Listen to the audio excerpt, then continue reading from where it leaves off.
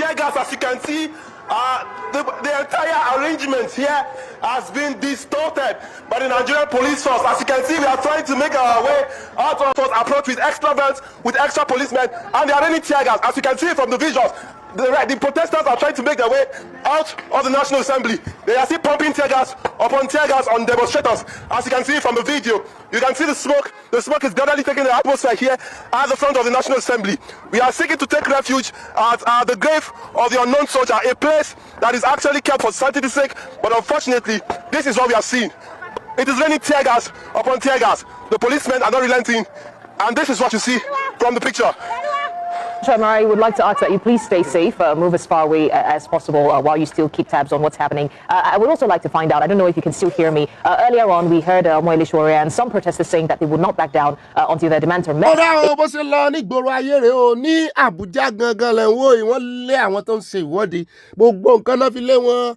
ọmọ yẹn lẹ́sìn òwòrán náà wà ń bẹ́ẹ̀ bó tilẹ̀ jẹ́ wípé ó ń ṣe báyìí díẹ̀ 55 years kan ni mo gbọ́ kó pé wọ́n ní kò torí ìyẹn kó lóun ò ní jọ́ ìwọ̀n ó dá ẹ̀jẹ̀ kọ́kọ́ kí n káàbọ̀ sínú ìdílé aláyọ̀ tòní nínú ìpàdé ọlọ́mọlé ọlọ́mọlú ọlọ́mọ orílẹ̀-èdè níbi tá a ti mọ̀ ọ́wẹ̀ tá a ti ń bá gbà jẹun àwọn ọmọdé ni mò ń bá wí ò bẹ́ẹ̀ náà ni ọmọdé gbọ́n àgbàgbọ́n la fi dálẹ̀ ìfẹ́ ibi tá a ti jọ mọ́ ń kọ́ mọ́ ń lùbọ̀ àwọn àgbà wọ́n fààyè gbà wá àwọn ọmọdé náà àṣìwàwò ó dá ẹjẹ́ àbẹ̀rẹ̀ ń bí láti ta torí à ń lọ nínú ilé níbi tó ti ń pariwo olè mọ́ra wọn lórí nínú ilé ìgbìmọ̀ asòfin ẹ wo ẹ rojú olè gangan bó ṣe jára wọn lólè ibo ni ọ̀rọ̀ dádé dúró wọn ti páàsì bíìlì o ṣùgbọ́n àmẹ́yẹ ẹ mọ̀ lápò ẹ̀ ń béèrè kọ́lọ̀ ẹ mọ̀ ti béèrè kọ́lọ̀ ẹ jẹ́ àtún wá sáré fìkan hàn yín torí a fẹ́ palẹ̀mọ́ níta náà ká tó wọnú ilé lọ nítorí kójò ìtamọ̀bà àpàwà wákọ́lá pé òjò àìṣẹ̀lú ìlú àwọn tó kójò náà ni ó rọ̀lẹ́ lórí ẹ jẹ́ àfi arákùnrin kan hàn yín tí àwọn ọlọ́pàá náà tún àráàsì tán wá ń bẹ̀ẹ́ létà.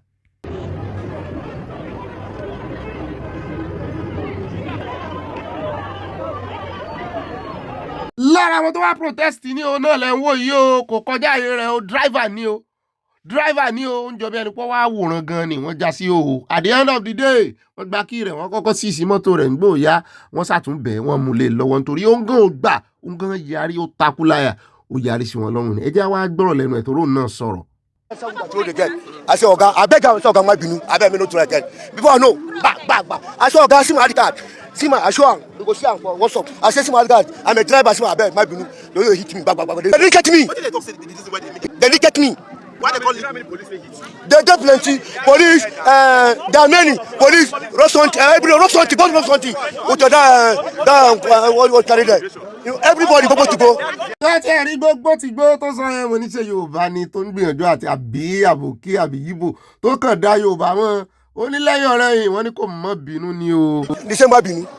Ó rẹ̀ òun ìta àwòrán ta náà ti tó ẹja wa lọ́nú ilé. Ẹ rí ìrànwọ́ ẹja kọ́kọ́ òbí tán ti pariwo léra wọn lórí.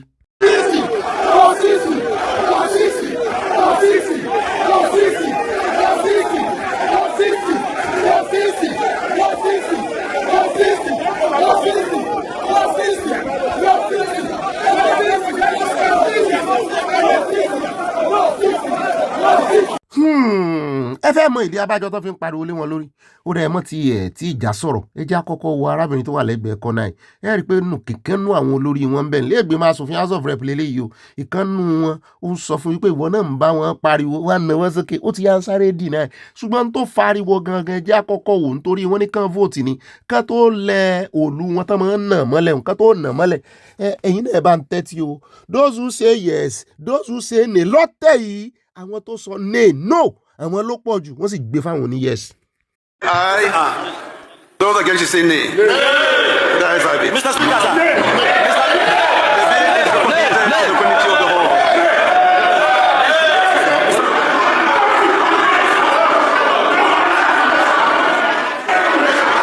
Ẹ̀yin náà wo lè ojú korojú kámẹ́rà gbé ariwo wá sí ọ̀tọ̀ọ̀tọ̀ bí ìṣòro wọn náà ṣe sí ọ̀tọ̀ọ̀tọ̀.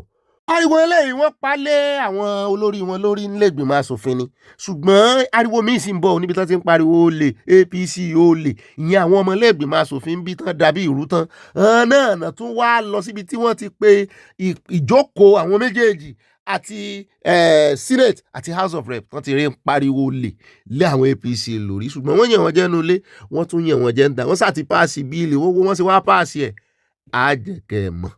I'm here on the ground of National Assembly in Abuja. We are here to demand that our vote must stand. Imagine that after this year people that call themselves National Assembly people on behalf of INEC, where they don't budget billions for election technology, they have mind, they have the guts to be giving us network as an excuse. Is Nigeria a poor ground? Is this a poor ground that like all these our senators don't even get shame again? ẹ jẹ́ kó mẹ́rùn ẹja sáré débi ọ̀rọ̀ ayé níbi tá a ti kófìrí arábìnrin kan aláàánú ará Samaria níbi tí ó ti dáná ó fi lé pọtí ó fọ̀nà rókà ó fi agbada ńlá ó fi dín ẹran ò ló wá gbé síta ìgboro ayé wípé ẹ̀yin tẹ́bí bá ń pẹ́ wá mọ́ gba ẹ̀wá ò mọ̀ sí bojú ẹ̀jẹ̀ ń bì àwa àmọ́ sọ́mọ ta lápè wọ́n ṣébi ló ń pa wọ́n ni ṣé wọ́n máa ń fi ojú olóore gúngi ni àwọn èèyàn sì jáde wọ́n sì rè pera wọn wọ́n sì rọmọnú mọ́tò wọ́n sì bẹ̀rẹ̀ sí rọfándù gbogbo ohun tó kó wá síbẹ̀ ní ẹni tó lòun wá sí yín lóore so mo fẹ́ fi léyìn hàn wá kẹ́ ẹ lè mọ̀ wípé ẹ̀wò eléyìí sí wọ́n ti fún tẹ́lẹ̀ o àwọn míì náà ti gbà kọ̀ọ̀kan tẹ́lẹ̀ o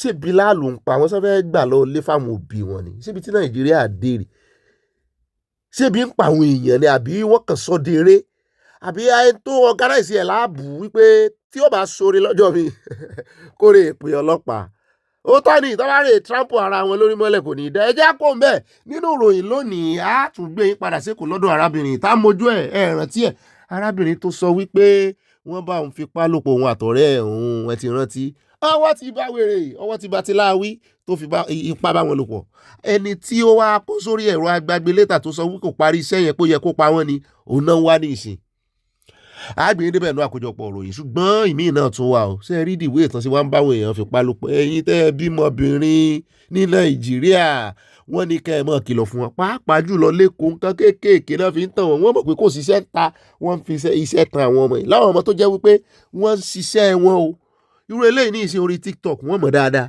àwọn ọmọ tó jẹ́ pé wọ́n ní iṣẹ́ ọwọ́ wọ́n ní iṣẹ́ kì í sọ owó náà tó fi ń tàn wọ́n ní ìsìn iṣẹ́ náà fi ń tàn wọ́n pé wàá gbaṣẹ́ iṣẹ́ ò sì sí ń ta ẹ jọ̀ọ́ ẹ bá wa fún wọn ní security safety measures gbogbo ohun tó máa look out fún kán lè mọ̀ wípé wọ́n fẹ́ dẹ àwọn ní kì í ṣe pé wọ́n fẹ́ fà wọ́n ṣẹ ẹ máa ń tẹ̀ sí àgbọ̀ bó ṣe mú ẹni tí ó fipá bá wọn lò pọ̀ náà àkójọpọ̀ ròyìn ṣùgbọ́n ẹ jẹ́ àkọ́kọ́ gbọ́ mi tó tún ṣẹlẹ̀ sárábìnrin mi ẹ máa ń tẹ̀ sí.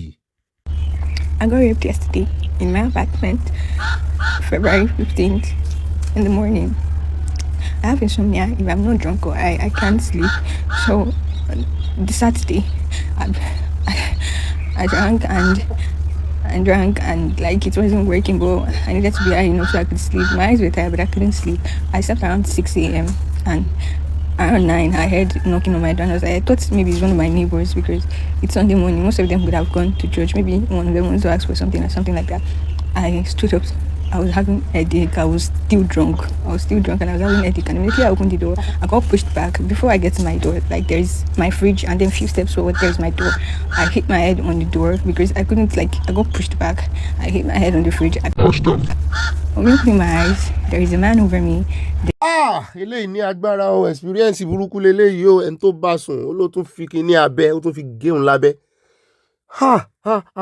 Ṣùgbọ́n àwọn ọmọ Nàìjíríà ń bú mo ní tẹ́lẹ̀ nǹkan ẹni tí ò mọtí gan ẹ̀ ń bú wọn ní ẹ̀ náà rè mọtí ẹgbẹ́ kí ló ń kó kiri wọ́n ti sọ débẹ̀ bóyá wọ́n ti mọ̀ pé ó mọtí wọ́n ti ṣe kíní mo ní kì í ṣẹjọ́ yín tí ò ṣẹlẹ̀ sí rí ẹ mọ pọ́blẹ́mù tó ní kó tó di wípé ọtí ló mu kó tó máa sùn ẹ mọ pọ́blẹ́mù tó ní anyway èèyàn kọ́ la wá sọ sẹ́ni tó fipá bá lò ṣe wá sọ pé ní tó ṣe dáa ni wọ́n gan ẹgbẹ́ kí la sọ sọ̀rọ̀ ìbáyìí lọ́jọ́ Sunday kò sáwọn èèyàn lé wọ́n ti re ṣọ́ọ̀ṣì àwọn kan ń bú wọ́n ní ṣe kìrìsìtẹ́nì ni kí lóde tó náà re ṣọ́ọ̀ṣì kó hàn mọ̀ pé kò síbi tí nǹkan ò ti lè ṣe èèyàn ẹni tí ò re tí nǹkan ò ṣe nílé tó jẹ́ wípé wọ́n tàn pẹ̀lú ṣẹ́ńkọ́ àníkẹ́ ẹ jẹ́ ká kọ́ wọn ẹ̀ ní safety measure kódà kó fi kí ìtìlẹ̀kùn rẹ̀ wọ́n lè jálẹ̀kùn mọ́ lórí so ẹ jẹ́ ká kọ́ wọn ń tán fi sórí agbágbé ńgbà míì ó lè jẹ́ tí ò ti ẹ̀ mọ̀ ládùúgbò bóyá orí Facebook ló ti mọ̀ tó ti ń sọ ẹ mọ̀ pé àwọn ọmọ yìí náà kò sí oríṣiríṣi nǹkan tán kì í sọ lórí agbágbé gbogbo lifetime ẹlòmíì èyí tí ó lò gan ní future ẹ̀ ó ti kọ́lẹ̀ sórí Facebook Ọlọ́run á ṣàánú o ìyẹn tún wá bá lò pọ̀ tán ó tún gé ra ní ẹ̀hún rò pé òun fẹ́ ṣèwọ ẹ̀ ní sí ó jẹ́ ìyàwó rẹ̀ sí ó jẹ́ àfẹ́sọ́nà rẹ̀ ó wá ń wa ẹkùn mú àánú àwọn ọmọ ìṣe mi ara mi bù bá sọ ẹ ń bá lọ́mọ ó mọ̀ tó lọ́mọbìnrin. I'm so sorry. I've had everything going on with me, and I'm so sorry. I thank you for everything. And I don't even want to react, but I went to my friend's place. I called my friend to come pick me, and I'm here to help me. I'm so sorry, okay? I'm so sorry, but I can't hold up anymore. Like, everything. ṣùgbọ́n inú mi dùn sí nǹkan kan bọ́n ọmọ yìí ṣe ń ní courage láti jáde síta ó ń jẹ́ ká mọ̀ wípé kì í ṣe pé kí ní iṣẹ́ ìbẹ̀rẹ̀ o wọ́n máa pa wọ́n lẹ́nu mọ́ tẹ́lẹ̀ ni o I'm so sorry àwọn kan ní ṣe boyfriend díẹ̀ ló ń sọ sorry sí mo ní ó ń sọ sorry sí ara rẹ̀ gẹ́gẹ́ mọ̀ pé èèyàn máa ń ṣe nǹkan míì tó yẹ pé wà á máa búra rẹ wípé báwo ló ṣe ṣe wà á tó máa sọ sorry fúnra ara rẹ̀ ó ti dùn yàn tán nìyẹn ẹjọ́ wọ ẹ̀yin tẹ́ ẹ bá mọ ọmọ yìí tẹ́ ẹ wà ní àkàtà rẹ̀ tẹ́ ẹ wà ní sọ̀ràndín rẹ̀ ẹ bá wa mú kó mọ̀ sí ara rẹ̀ léṣe o Ìgbò àdáàjì náà ni tó bá bọ́ lọ́wọ́ eléyìí pírí lọ́lọ́gọ́ ó jí irú ẹ̀ ò ní ṣe mọ́ òun náà ó lè dọ́là kó náà ní charity. gbogbo wa náà láàmú bí ẹni mowó kò ní ìdí intro mímọ̀ ṣùgbọ́n nǹkan kan ló wá ṣẹlẹ̀ o ibi tán ti dáṣọ yìí àwọn ẹgbẹ́ òṣèlú APC ní lẹ́kọ̀ọ́ ní Fáyọ̀ṣe ti bá wọn lálejò ṣùgbọ́n Fáyọ̀ṣe wọ aṣọ ẹgbẹ́ APC ẹ wo fìlà tó dé sí fìlà PDP alárànbarà mọ́ ló ga o. ṣùgbọ́n kó wọ́n ṣe ń kàyéfì àti ìkó ifá tí Fáyọ̀ṣe ń lẹ̀ tán tí fámì tún fi ń ṣe lórí ọ̀rọ̀ Wike mo gbọ́ tí Wike sọ́ńbì kan fún àwọn tó fẹ́ ṣe election ní Àbújá tó ní tán bá ti ṣètò lódòdẹ òun ò ní jẹ́ kán wọlé mo ní sòní INEC ni a mọ̀ ń pe kíní ìlówó ìmọ̀ ńlá ronú ṣé Wike ti di INEC ni ó lóun ò ní jẹ́ kán win. Because I'm worried that we had an election on 21st of this February. So I have the duty to make sure anybody supporting President Tinubu wins the election. And I won't apologize to anybody.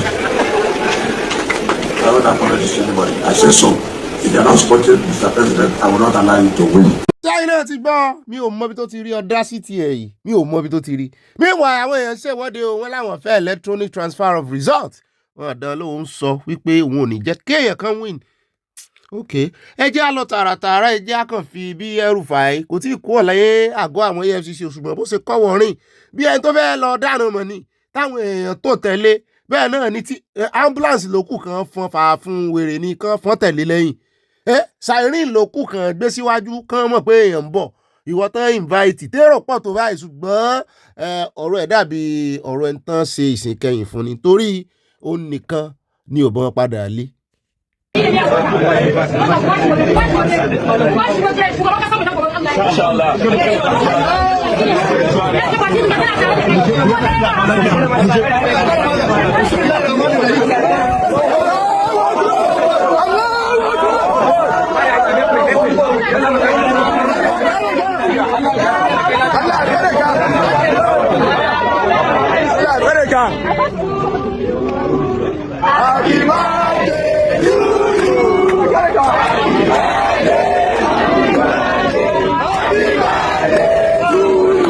bó ṣe kọ́wọ́ rìn kúrò nílé rẹ̀ nìyẹn ilé ṣùgbọ́n nígbà tó dé ọ̀dọ̀ àwọn EFCC ẹ jẹ́ àwò bó ṣe débẹ̀ àwọn yẹn pariwo lé lórí ni mo gbọ́ àwọn tó tẹ̀lé wọ́n lé wọn padà sẹ́yìn wípé kí ni ń ṣe yín.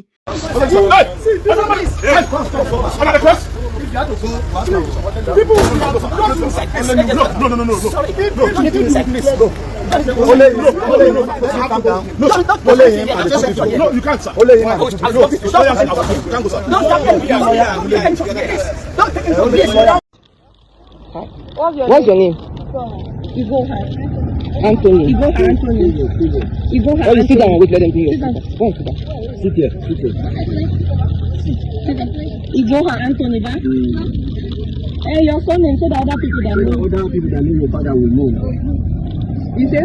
Your full name, just tell me. Your full name. Ogu Ifeanyi Chukwu. Can you spell it? Wait, I'm coming. wọ́n mà sí o àyá ní ṣe pé wọ́n jí ọmọ ìgbé mo ní tèmi náà ń ronú o ṣùgbọ́n otherwise làwọn ọmọ Nàìjíríà mi náà ń ro wọ́n ní kó mọ̀ jẹ́ wípé wọ́n fi dẹ wọ́n ṣùgbọ́n ọmọ Ìgbò ni wọ́n ní the young boy wọ́n ló wọ mọ́tò ní o ó bá àwọn kan wọ mọ́tò láti Kẹ́yìn ní agbègbè Kẹ́yìn l'Àbújá wọ́n ní along Kaduna road mọ́tò tí mórí lé Kaduna wọ́n ló wá sọ wípé 2 years ago wọ́n náà jí ń gbé alongside his father and siblings Sadly, his father and elder brother wọ́n pa wọ́n. Ìwọ Ọlọ́run. Yesterday, Saturday was released. Wọ́n túlẹ̀ pé kó mọ́ relé bó bá lè báyà rẹ̀ lé pé ó sì kó àwọn sísítà rẹ̀ méjì lọ́dọ̀ wọn pé kó lọ sọ fún ìyá rẹ̀ kó sì kó narrate ntójú òun rí. Wọ́n ti pa bàbá rẹ̀, wọ́n ti pa brọ́dà rẹ̀. Ó kù sísítà rẹ̀ méjì ò sọ fún ìyá rẹ̀ ńlé o. Gbogbo bọ́n bá ṣe lè wá owó kán wá rìlíìsì wọn àwọn ò ní pa wọ́n. Ọlọ́run ló mọ báwọn yẹn náà ó ṣe kù torítorí báyìí.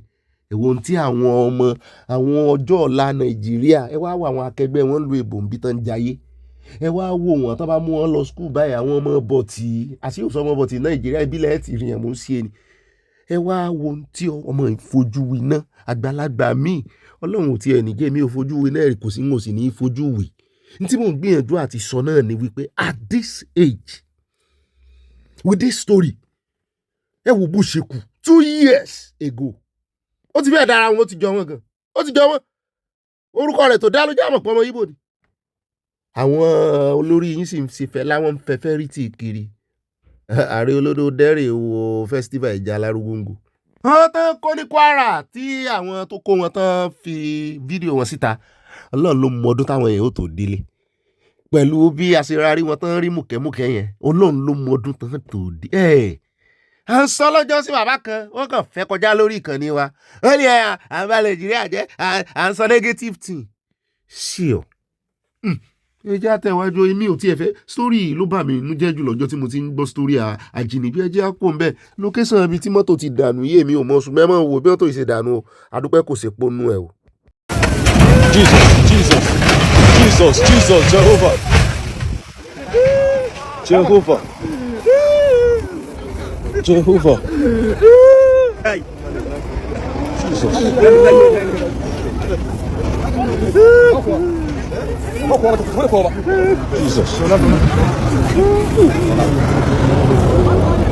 Ẹ wo ṣe ló ń wá ẹkún mu kò tiẹ̀ rò wípé Ọlọ́run sọ ẹ̀mí òun Ọlọ́run dóòlà ẹ̀mí òun ò bá ìṣẹ̀lẹ̀ yìí lọ inú kòtò ńlá kan ní mọ́tò eré ìjà sí o kò lè rí bákan náà mọ̀ kán wọ́ jáde jù bẹ́ẹ̀ lọ ṣùgbọ́n mo wá sọ wípé mọ́tò ó tó báyìí ṣe ẹ̀ ní ìṣọ́ránsì ni kí ló ń ké fún wọn ìké sírú mọ́tò ń bì bí nǹkan kan bá ti ṣe mọ́tò wọn fílẹ̀ ní ìṣọ́ránsì ń bọ̀ wá claim ẹ̀ ní kí náà ń gbowó fún sáwọn eléyìí ò ní ìṣọ́ránsì Nàìjíríà ni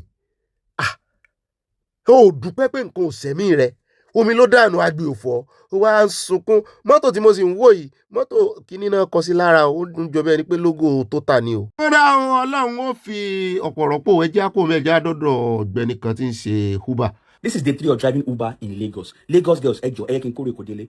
I just left a club right now. I picked up somebody, and guess what? She says, "Oh, is it okay for me to not pay the ride and you come in and have some time with me?" So I picked this person from Ikeja going to Shangotedo. It was a total of 27,000 naira. She got there, she didn't want to pay. Maybe because she was hearing accent and everything and stuff like that. And me, at the back of my mind, I'm like, listen, me, I like money pass Hausa man. So please explain to me, is this how Lagos girls do? Because me, I don't understand it. Anyway, I collected my money. She wanted my number. I said, no, it is not happening. Ain't gonna happen, man. Shit. Houston. Ọmọ iná ní lọ́wọ́ tọ́wọ́ kọ́ bá gbé lọ ní ìsìn ó mọkùnrin rí ó mọ bí tó ti òun náà lu yẹrísà fine boy ni. ó rẹ ẹjẹ àtẹ̀síwájú ẹjẹ àgbọ́ ọ̀rọ̀ kan tí mo gbọ́ rí létí mi mo mọ̀ pé báyìí ni òṣèlú ṣe rí lọ́dọ̀ àwọn ọba wa èmi ò mọ̀ pé náà bàbá àṣàlẹ̀ ní lọ́dọ̀ àwọn olóṣèlú tó bá wọn fojú wọn gbolẹ̀ só yẹ ká mọ̀ dá sí. Ọba Ẹdẹ tí mi ọ̀fẹ́ dẹ́ àfihàn o kádé pẹ́ lórí ó kàn yà lẹ́nu ni wípé mi ò mọ̀ páàrin olóṣèlú àtàwọn traditional ruler wa wò tó yìí àsára là ń dára wa láàmú. Èmi ni mo ní SSD ẹnìkan ló ní gómìnà ẹnìkan ló ní chief of staff ẹnìkan ló ní deputy kí wọ́n pe àwọn akájẹ́ ọba fáwọn yẹn lájọ sùn lábújá ìgbésẹ̀ aṣáájú àbájẹ́bẹ̀ gbogbo tí mo sọ torí pé wọ́n nílò ìgbówó arọ́sùn ọ̀ṣọ́ òṣè fọwọ́rọ́ sẹ́yìn pẹ̀lú òtún ẹ bá sì wà níbẹ̀ ní ológun mẹ́rìndínlógún mo ní Òṣogbo ti rán mi sí Tinubu wípé àgọ́ ìbò Ọ̀ṣun state fún kí ni wọ́n gbà lẹ́rù wọ́n bá àwọn owó wa ẹ̀yin tẹ́ ẹ wà nígbànú àti bá Tinubu sọ̀rọ̀ ẹ sọ fún ààrẹ orílẹ̀-èdè Nàìjíríà ó fún gómìnà wa ní owó wa tí wọ́n jẹ wá. tó bá ní pupa ni eléyìí máa ní hin lákẹsẹ ní sẹlá òjò ìjímẹ̀dẹ̀ ní sẹlá òjò ẹranko ohun tí bá sọ lẹ́ni àrọ̀ ọ̀rọ̀ mọ̀ ní ààrẹ ahmed Ọlọ́run ló ṣe ọbẹ̀ ò ní parí láíláí. àdúrà ló ń gbà agbára kọ́ o àwọn èèyàn tí ń pín fọ́nrán ìkiri gbogbo àwọn báwọn èèyàn ṣe ń rọ́ ẹsẹ̀ tìkẹ̀tìkẹ̀ lọ́dọ̀ bàbá wa Sunday Igboho láti ìgbà tán ti dé adúpẹ́ lọ́wọ́ Ọlọ́run àti ìgbà tán ti rọra ń yọ́ lọ lé tán gbẹ̀yìn kùlé wọlé àwọn tó ń kí wọn sílé wọn kí wọ́n lé o àwọn kan tiẹ̀ ń jà wípé kí ló dé bẹ́ẹ̀ náà làyá ní ọ̀gá mi nígbà tẹ́ play video bàbá ń tọ́ nǹkan kan lálẹ́ nu mo ní bójú bá rí ẹnu adákẹ́ kí lórí tí bàbá tọ́ la pátápátá wọn alátọ́mtọ́m ẹ jẹ́ àpò mẹ́jà rẹ mọ́dà àyà lòun àwọn èèyàn náà ń pín kiri wọ́n ní bàbá mẹ́nu lé nǹkan kan ń bẹ̀ mú ní ẹ fi bàbá lẹ̀ tán bá mẹ́nu lé àdúrà àti àwa kìrìsìtẹ́nì náà ẹ rò pé kíni bó bá sì bẹ̀rẹ̀ pẹ̀lú àwọn àdúrà àwọn mùsùlùmí náà bó ṣe yẹ kó rí nìyẹn ìfẹ́ gangan lẹ̀sìn ṣùgbọ́n tá a fẹ́ fàjáde gangan ní fọ́nrán kan tán fi ránṣẹ́ sí mi wípé nínú gbogbo àwọn èèyàn tó wá ń lọ bẹ̀ wọ́n ní Ààrẹ Òpìtàn náà lọ bẹ̀ kìnnìkan kan sọ́ra wọn o ààrẹ bàbá Sunday Igboho sọ́ra mo ní everybody ló ní Sunday Igboho àfi tí ìbá aṣa lálẹ́ ló yàn àdúrà ni ẹ mọ́ gbà èyí tó bá máa wẹ̀ gbà fún àwa tá a mọ̀ pé dà ń dúpẹ́ lórí ayé rẹ̀ kò sí nǹkan kan tí ó ṣe ọ̀rọ̀ tí Buhari sọ lọ́jọ́ sí I belong to everybody I belong to nobody bàbá Sunday Igboho gan ló lọ́rọ̀ yẹn kì í ṣe Buhari so nídìí èyí ẹjọ́ kò sí tí ó ṣe bàbá Sunday Igboho bá a bá sì ti rẹ́lòmíì náà tẹ́lẹ̀ tẹ́yìn fojú ọ̀tá wò ó bá padà wá ìjà ti parí náà nù àwa lákànṣọ́ra wa bẹ́ẹ̀ bá wá gbọ́ wípé Ààrẹ Ọ̀nà Kakanfò náà gbéra wọn lọ bẹ̀ àbọ̀njọ́ òkè wọ́n lè lọ tí wọ́n torí pé wọ́n mọ̀ retí pé bàbá Sunday Igboho ní ó wálé àwọn kan tuntun ẹ̀ dànù wọ́n máa lọ bẹ́ẹ̀ bá wá rí wọn bẹ̀ ẹ́ ní kí náà wá sí ẹ lè wọ̀n dà irọ́ ẹjọ́ ẹ jẹ́ á fi ẹ̀rọ wẹ̀lẹ̀ ṣe kínní wọ́n bá máa rí bàbá ìmú ti pẹ́ wọ́n á ti mú kò ní ìdí kan súnmọ́ kan tó mú Ọlọ́run ò ní ṣé wọ́n lè mọ̀jọ́ wọ́n lè mú òrùn ni kò pọ̀síbù mo mọ̀ pé ẹ nífẹ̀ẹ́ bàbá Sunday Igboho ni ẹni tọ́lọ́run ò bá fún yẹn mú kò lè rí mú ẹ wo kí wá sọ̀run nìkan ló wà lẹ́yìn ẹ̀ bí ìgbà ẹ̀kẹ́ tí fọwọ́ ti létí gba aláàmọ́ ń fọwọ́ mọ́ ògiri bẹ́ẹ̀ náà làwọn ọ̀run wà lẹ́yìn àwọn ayé náà wà lẹ́yìn ẹ̀ ń bá ní òsàyé ló ti kú ayé wa ògùn wa o ayé akínwọ́n náà ńlá lẹ́nu ó síríọ̀sì. ẹ jẹ́ àwò bí wọ́n ṣe gbàlejò Ààrẹ Òpìtàn àti àwọn yòókù tán jọ kọ́wọ́rìn lọ síbẹ̀ bóyá jọ lọ ni bóyá jọ pàdé ńbẹ̀ ni o àṣàjọrí wọn ńbẹ̀ bàbá dáadáa ilá àwọn ìlú wù mí. agbára tó ní ká ọmọ sẹ́gun ta ni àbáká àwọn àgbàlagbà àbáká àwọn ọba tí bẹ́ẹ̀ lẹ̀ Yorùbá ọ̀rọ̀ ló ní dàrú láìláì gbogbo ọmọ tó yẹn tún bí wọ́n tún ju ọ̀rọ̀ àwọn ọmọ rẹ̀ olùkú ayà rẹ̀ olùkú ẹ̀mí rẹ̀ wà gùn pẹ̀lú ọmọ pẹ̀sẹ̀ pẹ̀ láyé ọmọ nímọ̀ nínú lágbà Ọlọ́run wòye ọdún tí ń bọ̀ ó pè mí ó pè bàbá wa láyé àbá gbogbo akẹ́kọ̀ọ́ àlọ́wọ́ sílé lágbà Ọlọ́run àmúbọ̀ wọlé mọ́tàmùbọ̀ wọlé fún tó ẹni sílé lágbà bá sọ pé kórìí fún lágbà Ọlọ́run lópẹ́. Àmọ̀tẹ́kùn Oòduà ló gba ìwúre lẹ́nu bàbá wọn kò sátidé àdúpẹ́ bàbá wa lájà bá sì ní àti hẹ̀ bàbá wa ni Yorùbá ni wọ́n tẹ̀ kúrò wọ́n tẹ̀ jẹ́ kí àṣà Yorùbá bí àṣà Yorùbá lárugẹ so àṣà Yorùbá náà rẹ̀ ní parẹ́ àwọn Ààrẹ Òpìtàn gbogbo ilẹ̀ Yorùbá Ọlọ́run jọba jọ fún bàbá mo dúpẹ́. ẹ ṣe pọ̀. èmi rò pa Ààrẹ Òpìtàn ọ̀fẹ́ Oòduà ni mo máa ń rí lórí péjì wọn of Yorùbá land ni the same thing ní ìjà lóde tó rí dòwe jàre Ọlọ́run ó bá parí ìjà á tó parí ẹ̀ ṣùgbọ́n tí bàbá Sunday pé wọn náà ni Ààrẹ Òpìtàn of Yorùbá land kọ́mọ́ tún sọ́ dìjà o tá a rántí fọ́nrán ibi tí ọlọ́pàá kan ti ń wọ ẹkún mu wọ́n gbàsọ lọ́rọ̀ wọ́n gboyè rẹ̀ wọ́n lé lọ́lé àwọn oníjẹkújẹ lójú títì.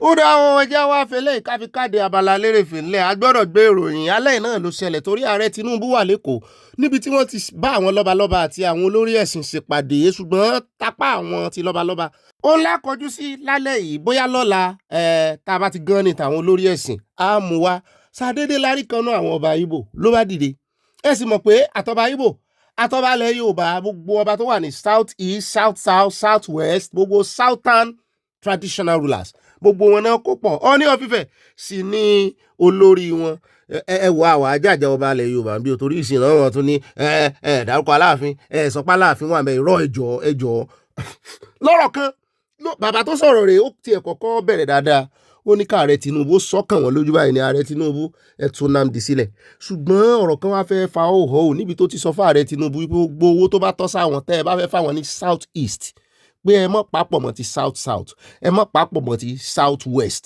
àwọn ò sí lábẹ́ àbúradà kan náà wípé àwọn fẹ́ mọ́ gba owó àwọn nìkan mọ́ sì múlé àwọn north lọ́wọ́ ìsìn náà sọ pé àwọn kan ní traditional rẹ̀ làwọn ní ọba yìí yóò tí ì mọ̀ bí ṣe ń lọ èèyàn kan ni ó gbowó fún yín wọ́n lè máa fún yín lẹ́yọ̀lẹ́yọ̀ ẹ wà lábẹ́ ọ̀bùrálà àwọn tí ń ṣẹgbẹ́ àwọn tí ń ṣe olókòwò gan-an ní ẹgbẹ́ wọn lẹ́gbẹ́ kínní ìbí ọ̀ní nínú ọ̀ní náà dìde wọn dá lóhùn ṣùgbọ́n ẹjẹ́ àkọ́kọ́ mú lẹ́sẹẹsẹ ẹjẹ́ àkọ́kọ́ wo ibi tó ti bẹ̀bẹ̀ tí wọ́n rẹ́rìn lọ́wọ́ báyìí o níbi tó ti béèrè fún ọmọ wọn Nnamdi Kanu ká tó tẹ̀ wájú. I do not seem to understand the pain in my heart when Nnamdi Kanu is in Sokoto. No, sir. The ball stops on your court. Bring this man out. If we don't want him in Nigeria, return him to Kenya or London, where they took him from. You see, some of us here have been asked to go and work, but the young people in the Southeast are so agitated, they can even beat us. They see us as sellout. We come to Abuja, they may think we come to collect money. And then we keep quiet. So, sir, please do something about this. Do something about this. Amẹ́ríkà ní bí wọ́n ṣe rọra mọ́ sọ̀rọ̀ lẹ́rọ̀ rẹ̀ tí Nnamdi Kanu náà tó gbórí rẹ̀ wálẹ̀. Ìbàdà ebi tí bàbá Sunday Igboho ń sọ fún rẹ̀. Ẹ̀bẹ̀ kan náà ń bá bẹ̀ yìí. Àbọ̀ ń sagídí pẹ̀lú olódo rẹ̀ ni. Ṣé bẹ́ẹ̀ bẹ̀ tán nìkan bẹ̀rẹ̀ táwọn ọmọ Ìgbò yarí.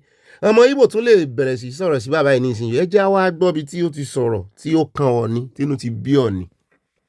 The truth of the matter is that there is nothing like Southern Traditional Rulers Council.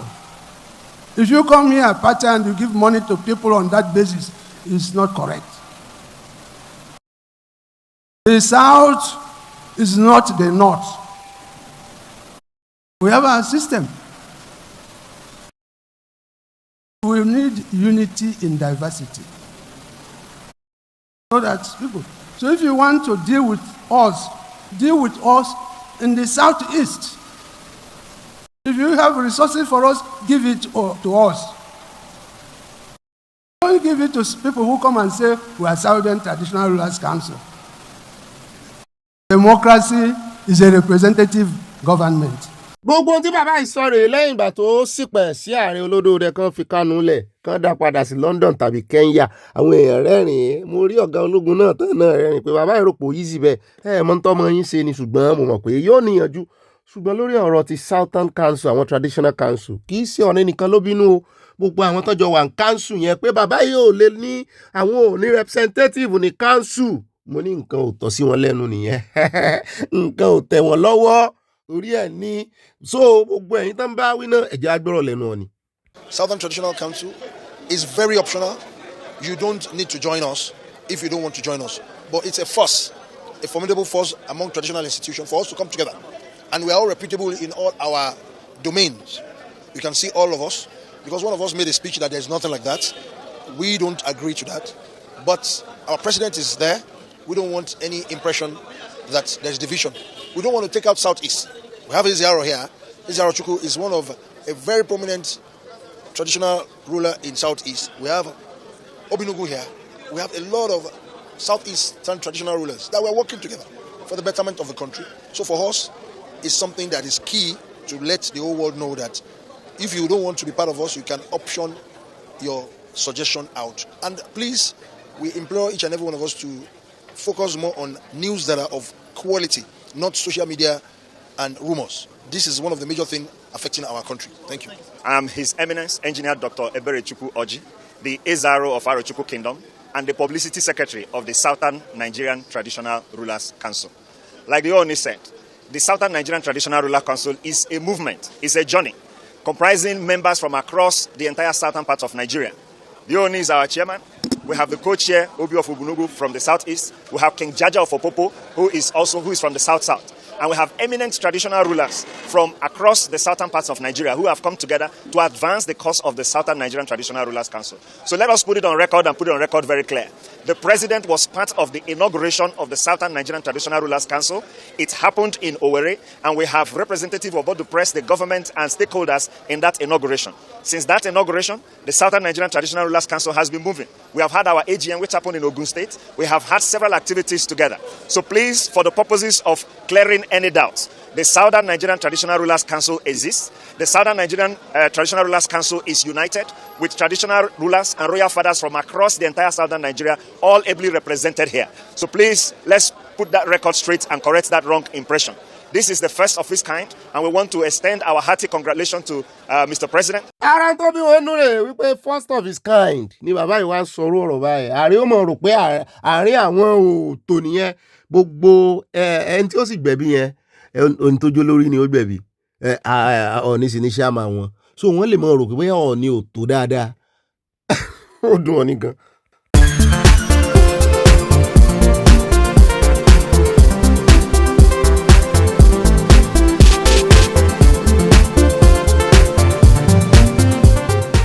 Iná kíkan lè bí pápápá tí òró ń jẹ o. Ó wá rókò tó rẹpẹtẹ tọ́gbà kan yíká. Kò dẹ̀ síbi tó gba lásà tó lè bá wọlé. Ó wá dètè ó fọpọlọ wá ò kékeré o. Ó gbìyànjú tiraka bá òyì wọlé. Ó yá erinwó ọgbọ́n ẹgbẹ̀rún ète. Erinwó ọgbọ́n ẹgbẹ̀rún ète. Ó yá ká má purọ́ tàn ra wa òye kó wọn tán. Tóró lóye sani bàbá òye ló láyé. Àní ìnàkí ti wá jẹjẹjẹ tí kùn gan ti wú. Ìnàkí ti jẹun sára tí kùn gan ti wú. Ibi bá wọlé kéré fún kò lè jáde mọ́. Ibi tó bá wọlé kéré fún kò lè jáde mọ́. Ìnàkí ti wá jẹjẹjẹ tí kùn gan ti wú. Ìnàkí ti jẹjẹjẹ tí kùn gan ti wú. Ibi bá wọlé kéré fún kò lè jáde mọ́. Ibi tó bá wọlé ó ti kéré fún kò lè jáde mọ́. Kò dẹ̀ fẹ́ kẹ́ni tó ní gbogbo ọgbà ìka mọ́. Ó ní láti tún pọ̀ gbogbo ohun tó ti gbé jẹ tán. Ó ní láti tún pọ̀ gbogbo ohun tó ti gbé jẹ tán. Ó ní láti tún pọ̀ gbogbo ohun tó ti gbé jẹ tán. Kó lè tún wá ti ra kaba ò jáde wá. Gẹ́lẹ́ bó ṣe jáde tán gangan lebi tún ti pa. Gẹ́lẹ́ bó ṣe jáde tán gangan lebi tún ti pa. Àní ká ló ronú dáadáa ni kó tó jáde tán. Àní ká ló ronú dáadáa ni kó tó jáde tán. Ká ló ronú dáadáa ni a ti lóye pé kò ń jó oúnjẹ sẹ́yìn ọgbà kó tó jáde tán. Àní kó jó oúnjẹ sẹ́yìn ọgbà kó tó jáde tán. Gbogbo ọgbọ́n gbogbo ète kò ní já sófo. Àní erinwó ọgbọ́n ẹgbẹ̀rún ète. Ká má purọ́ tàn ra wa òye ló láyé. Tóró lóye sani bàbá òye ló láyé. Erinwó ọgbọ́n ẹgbẹ̀rún ète. Erinwó ọgbọ́n náà dà. Ẹgbẹ̀rún ète ṣùgbọ́n ká má purọ́ tàn ra wa òye ló láyé. Tóró lóye sani bàbá òye ló láyé. Ó dá o ẹ bá ń gbà bẹ́ẹ̀ bí mo ṣe kọ́ o. Bàbá wa the king of music Saheed Òṣùpá àwọn gangan náà fi orin yẹn náà fi dá wa lára yá. Torí ẹ̀ mo ṣe máa ń sọ wípé ṣé rí kò sí béèyàn ṣe gbọ́n tó láyé bó bá ti rẹ́ tí ò nà tán pẹ̀lú rẹ̀ tí ń lọ ọgbọ́n àyídáyídà ọgbọ́n àrékérekè ẹ máa kọrin fún wípé erinwó ọgbọ́n ẹgbẹ̀rún ète kí lè rinwó 400 ọgbọ́n kéèyàn ní ọgbọ́n 400 kéèyàn ní ète ẹgbẹ̀rún kí lẹ́gbẹ̀rún 1000 gbogbo àtọgbọ́n àtètè ó jẹ́ 1004 ṣùgbọ́n ká má purọ́ tàn ra wa òye ló láyé. Òye ẹyọ kan ti tó ti yí gbogbo wọn ká. Ohun tí Yorùbá ń pè ní àyíníke àti àyínípadà nìyẹn. Erinwó ọgbọ́n ẹgbẹ̀rún ète òun ni àyíníke. Àyínípadà ní ọgbọ́n ẹyọ kan ṣoṣo ibi tí wọ́n ń lọ gangan nù. Ibà àyínípadà àyíníke yín náà rèé o. Bọ́ọ̀ bá ti kófìrẹ́ntì ọ̀nà tán. Bọ́ọ̀ bá kófìrẹ́ntì ọ̀nà tán pẹ̀lú rẹ̀. Ìwọ náà mọ̀ ṣe mistake ọ̀nà tán pẹ̀lú rẹ̀. Òrè gbalé sí mọ́ náà tán. Kọ́ ọmọ bá gbalé sí mọ́ níyà. Ibà rìn kínìkínní náà rèé o. Tí kú níyà tí kú yorùn kínìkínní náà ń pè ní ibà pàpà parada. Níbi tá àyà ti ń parada tí ń dọ̀gá rẹ̀ parada òdá àyà lọ abala comment section. Abẹ́lẹ̀ yín olólùfẹ́ wa ìbí náà ń pè ní ibà confirm ẹ̀ kó tó send ẹ jọ̀ọ́ mo bí ọ lẹ́ẹ̀kan sí jọ̀ọ́. Má bá wọn send ìròyìn fógàn náà. Mọ̀ check ẹ̀ wo ṣùgbọ́n wọ́n bá ṣe mistake send ẹ̀ padà síbi tó ti send ẹ̀ kó rè ṣàtúnṣe sọ fún wọn bó ṣe mistake ní okò rí bẹ́ẹ̀ mọ́ o bẹ́tà bẹ́ẹ̀ àwọn èèyàn gbà gbọ́ wípé ọjọ́ tó o bá send information sáwọn information bá ń bẹ̀ ni. Ìyá náà ni èmi ni mò ń jẹ́ Ìbà Àlẹ̀jẹ́lì Ìbà Rìpọ̀tẹ́lì gbogbo tẹ́ bá gbọ́ lórí ètò ìkíni o Àlẹ̀jẹ́lì Rìpọ̀tẹ́lì ní àwọn òtàbùkù yẹn kankan Ìbà kà síwájú yín náà rẹ o Ìbà èmi ọ̀gá ẹlẹ́à èmi náà ni ìbà bàbá Valentino ẹ bá ń fòtẹ́lẹ̀ ẹ bá ń fọbalẹ̀ ẹ bá yàn kó lè yàn kó yanjú ìbá kéde fún Yorùbá nation káfàtà ó dá alákọ̀ọ́kọ́ náà àkórí ìròyìn wa gbélé ìtẹ́ ẹ bá pàdé inú abala lérèfé ayọjú lójú fèrèsé ni ó ti wá dàfí ẹ̀yìn tẹ̀gún fi ṣẹ́já mọ́ mú ní kọ̀ọ̀kan èdè tí ẹ wo ìròyìn Elrufai ó gbalẹ̀ gboko ní ó gbalẹ̀ kan lórí ìkànnì lónìí in fact kálò nìkan gan la mẹ́nulé dadẹ́nulé in fact àti kó bùjá gbogbo àwọn ẹ̀ wá ń jáde ṣìkàṣìkà náà tí ọjọ́ àti sùn ẹni bá ṣe bí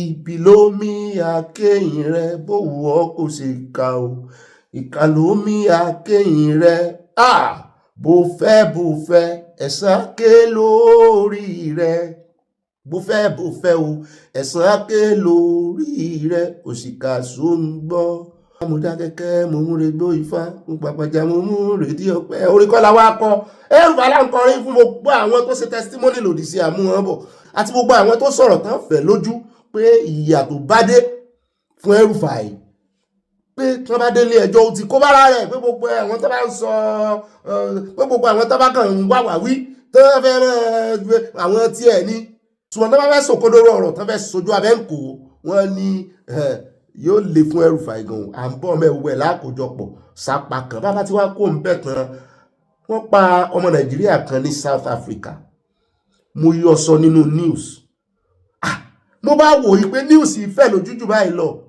lọ́rọ̀ kan àlọ́lẹ́gbọ́n yẹn àbọ̀ lélẹ̀ báyìí àbọ̀ rẹ̀ náà ni wípé àwọn tó pa àṣẹ uber driver ní ibi tí ẹ̀rù pé uber ni mo rí fọ́nrán yẹn níbi tó ti ń gà lọ́rùn tán fi òkun sí lọ́rùn ọkùnrin àtobìnrin boyfriend and girlfriend wọ́n sànà ti mú wọn o mi ò tí ì gbọ́ kí Nàìjíríà gọ́ọ̀mẹ̀ntì sọ nǹkan kan sí o ṣùgbọ́n ṣàdúpẹ́ àṣọmọ Nàìjíríà yẹn ní CCTV nínú taxi ó ń ṣe bolt ó ń ṣe uber ibi tọ́lọ́run ti mú wọn nìyẹn ṣùgbọ́n ẹ̀pà òbúrú mọ́ ọmọ yẹn rẹ̀ ti rìn owó ọjà aṣọ òbọmọyẹ mọ́ wọ́n sì lò sí ẹ̀ máa jáde skul ní à ń bọ̀ ń bẹ̀ àwọn tó yeye àwọn ará South Africa ọ̀pọ̀lọpọ̀ wọn ló ń bẹ àwọn ọmọ Nàìjíríà tán rawọ́ ẹ̀bẹ̀ on their behalf wípé àwọn òbúrú tó yìí mo ní burú bówó ẹ tí ń wo kíní ìran tipẹ́ bọ́ọ̀bà sọ́lọ sọ́bọ̀ bọ́rọ̀ bá ti ṣẹlẹ̀ láàrin Nàìjíríà àti South Africa mọyẹ ọmọ Nàìjíríà tẹ́ ń pa ni gbogbo tí sì máa bá ọ̀rọ̀ dé wọn á ní wọ́n gbógun olóró wọn á ní wọ́n ń ṣe ẹgbẹ́ òkùnkùn ọmọ yìí ò ṣẹgbẹ́ òkùnkùn o uber driver ni o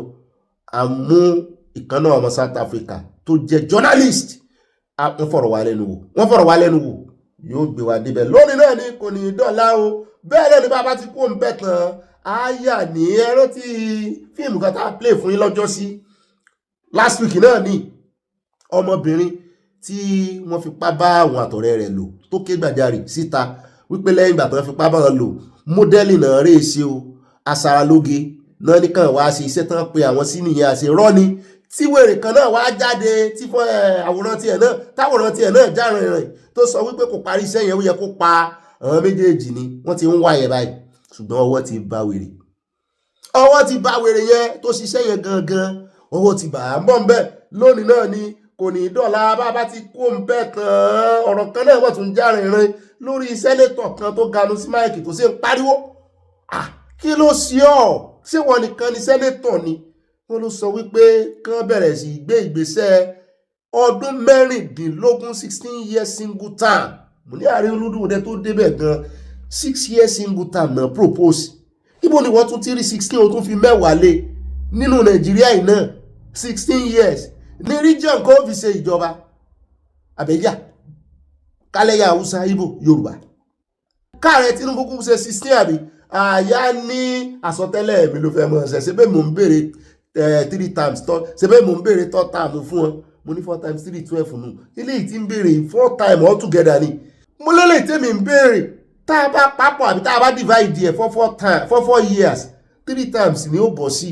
yóò jẹ́ 12 years òun 16 years ní béèrè fún yìí yóò jẹ́ 4 times together ó láyé ń ṣerú rẹ̀ wọ́n láwọn orílẹ̀-èdè tí ó tó Nàìjíríà gan ó ní wọ́n kúkú ń lo 50 years àrí ààrẹ tó ti lo 50 years ààrẹ tó ti lo 60 years gan mo ní tí wọ́n nìyẹn mọ́jẹ̀ kan ṣe ti Nàìjíríà bẹ́ẹ̀ gbọ́ kan ṣe ti Nàìjíríà náà bẹ́ẹ̀ 16 years àmọ́ bẹ́ẹ̀ ó sọ ìdí ó gbẹnulé máìkì bàbá tí wàá kó ń bẹ̀ tán á wà á yà lọ́dọ̀ àwọn kan náà á wà á yà lọ́dọ̀ àwọn kan tó fẹ́ ṣe lálàyé fún wa tó sì ń pariwo lé sínẹ́ẹ̀tì lórí torí àgbọ́ tán sọ wípé múríkì ló kọ́kọ́ pariwo síta wọ́n ní kán sún ọjọ́ Fúlàní akẹgbẹ́ wọn náà mẹ́nu lé pé ọjọ́ àwẹ̀ ló bọ́ sí ìyẹn ọjọ́ tó máa ṣe election ní next year ìgbà àwẹ̀ ní bọ́ọ̀lù àwọn ṣe máa gba àwẹ̀ táwọn ó tún wá máa ní okun àtagbára ibo làwọn ó ti rí okun àtagbára láti dìbò pé kán consider àwọn wọ́n ń gbọ́ tán láwọn kan náà ti fẹnu sí wípé lẹ́ǹtì àwọn náà o tẹ́ ẹ bá ṣe fún mùsùlùmí ẹ ṣe fún kìrìsìtẹ́nì náà mo ní ẹ̀yin oníṣẹ̀ṣe dáa wọn ló níṣẹ̀ṣe ìgbàwẹ̀ mo ló dáa gbàlẹ̀ ẹ̀yin náà wá excuse o ẹ̀yin náà wá excuse kẹfí lẹ́nu ọ̀rọ̀ o wípé ẹ lè ní kọ́mọ̀ sun ẹ̀yin òkùnkùn gbàwẹ̀ tí imagine a secular country tí ò ń ṣe religious country wọ́n ní ìwọ̀nba ní tàwọn kìrìsìtẹ́nì bẹ́ẹ̀ o ṣùgbọ́n táwọn mùsùlùmí gan-an ló lè kí n kàjù gbàwẹ̀ and then wọ́n gbàwẹ̀ Saudi gan wọn sún ọjọ́ election àwọn èèyàn náà fẹ́ lójú omo ni àwa náà àmà ìdá sí àmọ́ mẹ́ lónìí náà ni kò ní dọ́là bàbá tí wá kó ń bẹ̀ tàn àdóńdó níbi tán sọ wípé àwọn ọmọ ogun Nàìjíríà ṣekú pa àwọn jàǹdùkú agbébọn méjì lóńdó mo ní méjì péré wọn ni ká dúpẹ́ àmọ́ mẹ́ àfúnilẹ̀ lẹ́kùnrẹ́rẹ́ ìròyìn bàbá tí wá kó ń bẹ̀ tàn ó dá ilé láàmú fi káde àkórí ìròyìn lẹ́ à ń lọ sọ́dọ̀ Sẹ́nitọ̀ Orji Uzor Kalu wọ́n ní ó lóun gbà fún ó ti ta fi hàn ìlànà tó pín ọ̀kadà tó pín oríṣiríṣi nǹkan fáwọn aráàlú ẹ̀ ń lù sí ń bá jà tẹ́lẹ̀ ó lóun rí pé ó ń ṣiṣẹ́ ó ní ṣùgbọ́n máa ṣiṣẹ́ lòdì sí lẹ́yìn bá ní ẹ wá worú politician eléyìí o ìwọ ló sọ wípé ó ń ṣiṣẹ́ ò gbà fún bó ti ẹ̀jẹ̀ pọ́wọ́ rẹ ló ti gba ìjọba ìwọ ló kú òun bẹ́ẹ̀ síwọ́n náà fẹ́ mọ́ jìjà bàbá àṣàlẹ̀ ni sọ̀rọ̀ pé gbogbo ìjà tí Wike ń jà ní Rivers gbogbo ayé ló lè jà bọ́ ọ bá dán wò ọ́ dán tán o ẹ mọ́ lórí èsè bíi Wike o ọ̀pọ̀lọpọ̀ yín ní wèrè tí Wike ní o ìdààmú àdúgbò ní o à ń bọ́ bẹ́ẹ̀ bí tó ti gàrùn sí máìkì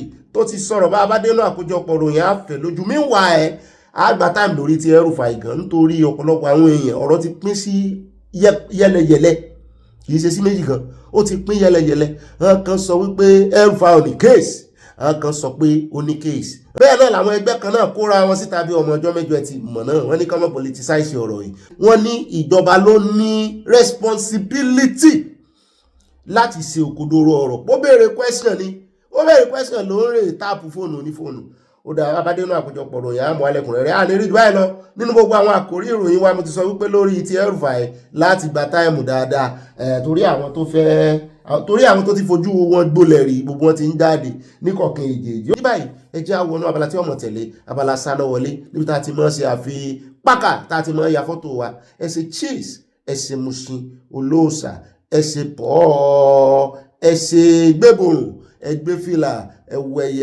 ẹwẹyẹ àfi pákà ẹran ti máa nǹkan tórúkọ rẹ̀ ń jẹ́ Ọbadáyà mẹ́láfíà ń jọ bẹ́ẹ̀ ni a fa ilé tí ogun gan fọ́nrán rẹ̀ wá o arákùnrin yẹn la gbọ́ pé 2022 ó ti kọ́kọ́ sọ ọ̀pọ̀lọpọ̀ ọ̀rọ̀ lórí bí àwọn Boko Haram yìí ṣe bọ́n ṣe máa rìn deputy CBN governor ni ṣùgbọ́n létà àwọn lòun náà pòórá máyé ṣé wàá rí látìgbà tí ọ̀rọ̀ Elrufai ti ṣẹlẹ̀ pàápàá jùlọ tó ń béèrè question lọ́wọ́ Ribadu pé òun gbọ́ wípé Ribadu fẹ́ kó powder kan wọlé àtìgbà yẹn làwọn èèyàn tó ti rú fọ́nrán bàbá yìí jáde pé lẹ́yìn ìgbà tí bàbá yìí sọ òótọ́ ọ̀rọ̀ tó tú àṣírí Boko Haram ńgbà náà pé ẹ̀mẹ́ta làwọn DSS tí wọ́n pè wá kì í ṣe DSS tó wà bẹ́ẹ̀ kì í ṣe bọ̀dàdíọ́lá olóṣèlú lórí wọn gbà náà o oúnjẹ bí ẹni eléyìí ti pẹ́dẹ̀ 2020 Buhari nìyẹn lábẹ́ ìṣèjọba Buhari wọ́n mọ̀ ní bàbá yìí ti kú lóòótọ́ o wọ́n ní ṣùgbọ́n àwọn èèyàn wá ń gbóòórùn wípé àbí tí Elrufai sọ àbí tí Elrufai pé ọ̀rọ̀ Elrufai ò ṣeé kó dànù tán òun ní bó lọ̀rọ̀ rẹ̀ bó ló ṣe tán mọ́ra wọn wọ́n ní kí n mọ́ sọ bẹ́ẹ̀ wọ́n ló ṣe wá jẹ́ pé lẹ́yìn ìgbà tí bàbá yìí tú àṣírí gẹ́gẹ́ bí ọmọ onílù ọmọ gẹ́gẹ́ bí citizen Benue Middleburg ló sì ti wá Benue mọ̀ Plateau ó ṣe wá jẹ́ lẹ́yìn ìgbà náà ló ṣàìsàn tán mọ̀ tó ṣe ló bẹ́ẹ̀ ló dùbúlẹ̀ àìsàn tó sì pòórá máyé ẹ jẹ́ á gbọ́ àwọn àṣírí tó tún gbà náà gbogbo ìṣẹ̀lẹ̀ tí ń ṣẹlẹ̀ ní ìsìn gbogbo rúùtù táwọn Boko Haram àtàwọn bandit ń gbà ó ní the same thing ni wọ́n ó ní kọ́mọ́ yà wọ́n bandit àti Boko Haram ó náà rí àwọn Boko Haram lójúkorojú wọn bá ń sọ̀rọ̀ wọ́n sì tú àṣírí fáwọn pílánù àwọn bọ́n ṣe fẹ́ gba Nàìjíríà bọ́n ṣe fẹ́ rìn gbogbo bọ́n ṣe fẹ́ wọlé sí ilẹ̀ Yorùbá àti sí Middle Belt táà rí ní ìsìn ó ti tú àṣírí yẹn àwọn èèyàn pín fọ́nrán ìkiri mo lè mí náà ó pé dọ́dọ̀ yìí ẹ bá tẹ̀sí ẹjẹ́ àjọgbọ́ o owó mọ nǹkan kan ń pa rẹ o.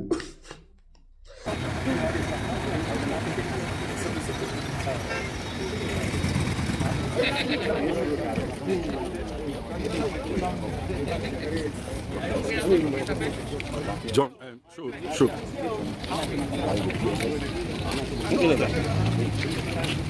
Good morning. Good morning, sir. Ladies and gentlemen of the press. You know that I'm one of you. I'm also a columnist. I'm here because I have been invited for the third time to appear before the Department of State Security. I do not know why I have been invited yet again. They invited me the first time. I honored their invitation. They asked me to go. There has been no incident throughout the country after I did my interview. They invited me again for the second time. As a law-abiding citizen, I dutifully and respectfully honored their invitation.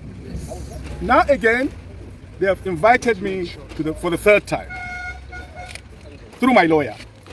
I have decided, as a law-abiding citizen, as a peaceful citizen of this country, to honor their invitation. Let me say that this has nothing to do with politics. Yes, sir. I spoke as a citizen of this country who loves the people of this country. Yes, yes, yes. I am the voice of thousands of voiceless people. Millions. Yes. Oh yes. Muslim youths have taken me as their voice. Yes. Right. Christian youths have taken me as their voice. Yes, sir. Yes, sir. Thousands of people have been in this country. Yes, sir. And if I perish, I perish. Yes. You will not perish. You will not perish.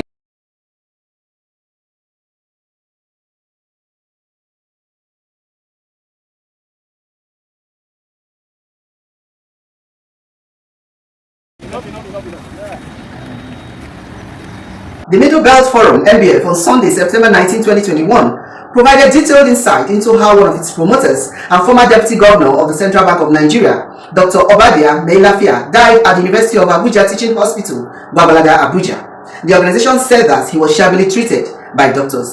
The National Publicity Secretary of MBF, Dr. Isu Adobo, made the clarification in a statement issued in Abuja. The statement reads, "The death of the former Deputy Governor of the Central Bank of Nigeria at the University of Abuja Teaching Hospital, Gwagwalada, Abuja, this Sunday morning came to us as a great shock. As someone who relentlessly participated in the activities of the Middle Belt Forum, his untimely death has dealt a deadly blow on ethnic nationalities of not only the Middle Belt, but the country at large. Arising from various inquiries from Nigerians over the circumstances of his death, the Forum wishes to state as follows. That Dr. Meilafia arrived in Abuja last Sunday, September 12, 2021 from Akure and was received at Nnamdi Azikiwe International Airport by his wife. On arrival at home, the wife noticed that he was not in the best of health conditions and seemed to be suffering from malaria. After 3 days of treatment without signs of improvement, he went to the CBN hospital on Friday, September 17, 2021, where he was shabbily treated. It took the intervention of a senior medic who immediately placed him on oxygen and admitted him. Dr. Meilafia was later given the option of choosing 3 hospitals, Gwagwalada Hospital, National Hospital, and EHA Clinics. The wife opted for the 3rd choice. On arrival at the EHA Clinics, the wife was subjected to yet another moment of anxiety as it took a direct order from the top management of the hospital to accept him. After a few hours of treatment, the EHA Clinics told the wife that it was expedient to transfer the former CBN Deputy Governor to Gwagwalada as the clinic was not fully equipped to handle the case. The wife opposed the decision and insisted that she was opposed to the idea of taking her husband to Gwagwalada. Meilafia's wife only succumbed when the consultant assured her that nothing bad will happen to her husband. Yesterday, Saturday, September 18, 2021, Dr. Obadia was transferred to Gwagwalada. On arrival, the doctor that was billed to attend to Dr. Meilafia was not on duty. Even when an attempt was made by foreign health consultants to save the situation, the doctor on duty got angry and said that he was not obligated to listen to any foreign consultants that had been brought into the matter with the sole purpose of ensuring that nothing goes wrong. Wife of the former CBN Deputy Governor was asked to pay the sum of 600,000 naira as a deposit, even when it was a referral case, with an accruing medical bill to be settled by the CBN. At a point, Dr. Melafia complained over his breathing problems and pleaded with the doctors to place him on a ventilator. The doctors flatly refused. Even after the doctors declared Dr. Melafia dead, foreign consultants who were brought into the matter through Dr. Melafia's son, who lives abroad, had directed a family member who is a medical professional with the wife of the CBN deputy governor to mount pressure on the chest of Dr. Melafia for resuscitation and thereafter place him on life support. The doctors in Babalaga refused all entreaties by the family members of Dr. Melafia to follow the advice of the foreign consultants, insisting that they have already pronounced him dead. ẹ wo gbogbo ń tẹ́ ẹgbọ́n yóò ti ṣẹlẹ̀ lọ́dún pípẹ́ díẹ̀ sẹ́yìn yóò ti tọ́dún márùn-ún ní ìsìn àbí 2022 21 kò tí ì tọ́dún ó ti ń lọ́dún márùn-ún ó ti gbẹnu lé bí bàbá yìí ṣàṣe kú nìyẹn o torí pé ó tú àṣírí torí pé ó sọ tó mọ̀ ipò tó sì wà gẹ́gẹ́ bí deputy CBN president ó ní àwọn òótọ́ ọ̀rọ̀ kan lẹ́nu mo rò pé wọ́n fi kíní yẹn náà lọ pé kò náà wá kún wọn táìmù yẹn náà mo rò pé wọ́n ń wá àwọn tí ẹ mọ̀ yóò mọ bówó ṣe ń rìn ẹni tó wà nípò gíga bẹ́ẹ̀ yẹn àgbàtàn tó sàkú o ẹ wo ogbon tó ṣokùnfà kú ẹ̀ báyìí ó ní sítórì ta sọ fún tẹ́ ẹ bá gbọ́ àṣírí tó tú fọ́nrán yẹn wọn ò tí ì rí eléyìí tó jọjú dáadáa ni ẹni tán náà dá Boko Haram sílẹ̀ ìkànnú àwọn former governor ó dárúkọ rẹ̀ ní o ní wàhálà dé o torí ẹ̀ láti gbà tí ọ̀rọ̀ ti Elrufai ti wá ṣẹlẹ̀ tó tún mẹ́nu bá ọ̀rọ̀ wípé wọ́n gbé powder kan wọlé wọ́n fẹ́ kó wọlé pé wọ́n fi ń pa àwọn èèyàn ní wọ́n fi ń pọ̀ position ẹ̀ wò ó àti ẹ̀mẹ́ta gbàgbọ́ mọ́ sún fẹ́ jáde nínú àkójọpọ̀ ròyìn àgbọ̀ púpọ̀ nípa Elrufai. ó náà lẹ ti gbọ́ yẹn ṣùgbọ́n wọ́n ní lẹ́yìn ìgbà tó wá ṣe interview wọ́n ní pápápá ní lẹ́yìn ìgbà táwọn DSS release ẹ̀ wọ́n ní rédíò tó ti ṣe interview yìí wọ́n ní wọ́n sanction ìjọba Buhari wọ́n ló sanction rẹ̀ nígbà náà wọ́n ní NBC ìyẹn Nigerian Broadcasting Corporation wọ́n náà sanction wọn ní 5 million wọ́n ní gbogbo fọ́nrán yìí wọ́n ní ọ̀pọ̀lọpọ̀ wọ́n yọ kúrò ẹ ṣe wá yọ síbú tú àṣírí ni ká nílò táìmù olódòdó yìí ló wá túró àṣírí tó wà láyé ọba gbọ́rọ̀ sí lẹ́nu o àwọn bọ̀dà Adéọlá ń ṣiṣẹ́ yóò bá lórí DSS ní ìsìn mo ń gbọ́ tí Sowore náà tó fẹ́ máa pariwo kan yọ kan kí ló wọ́n ṣe Sowore yìí náà kí ni wọ́n ṣe náà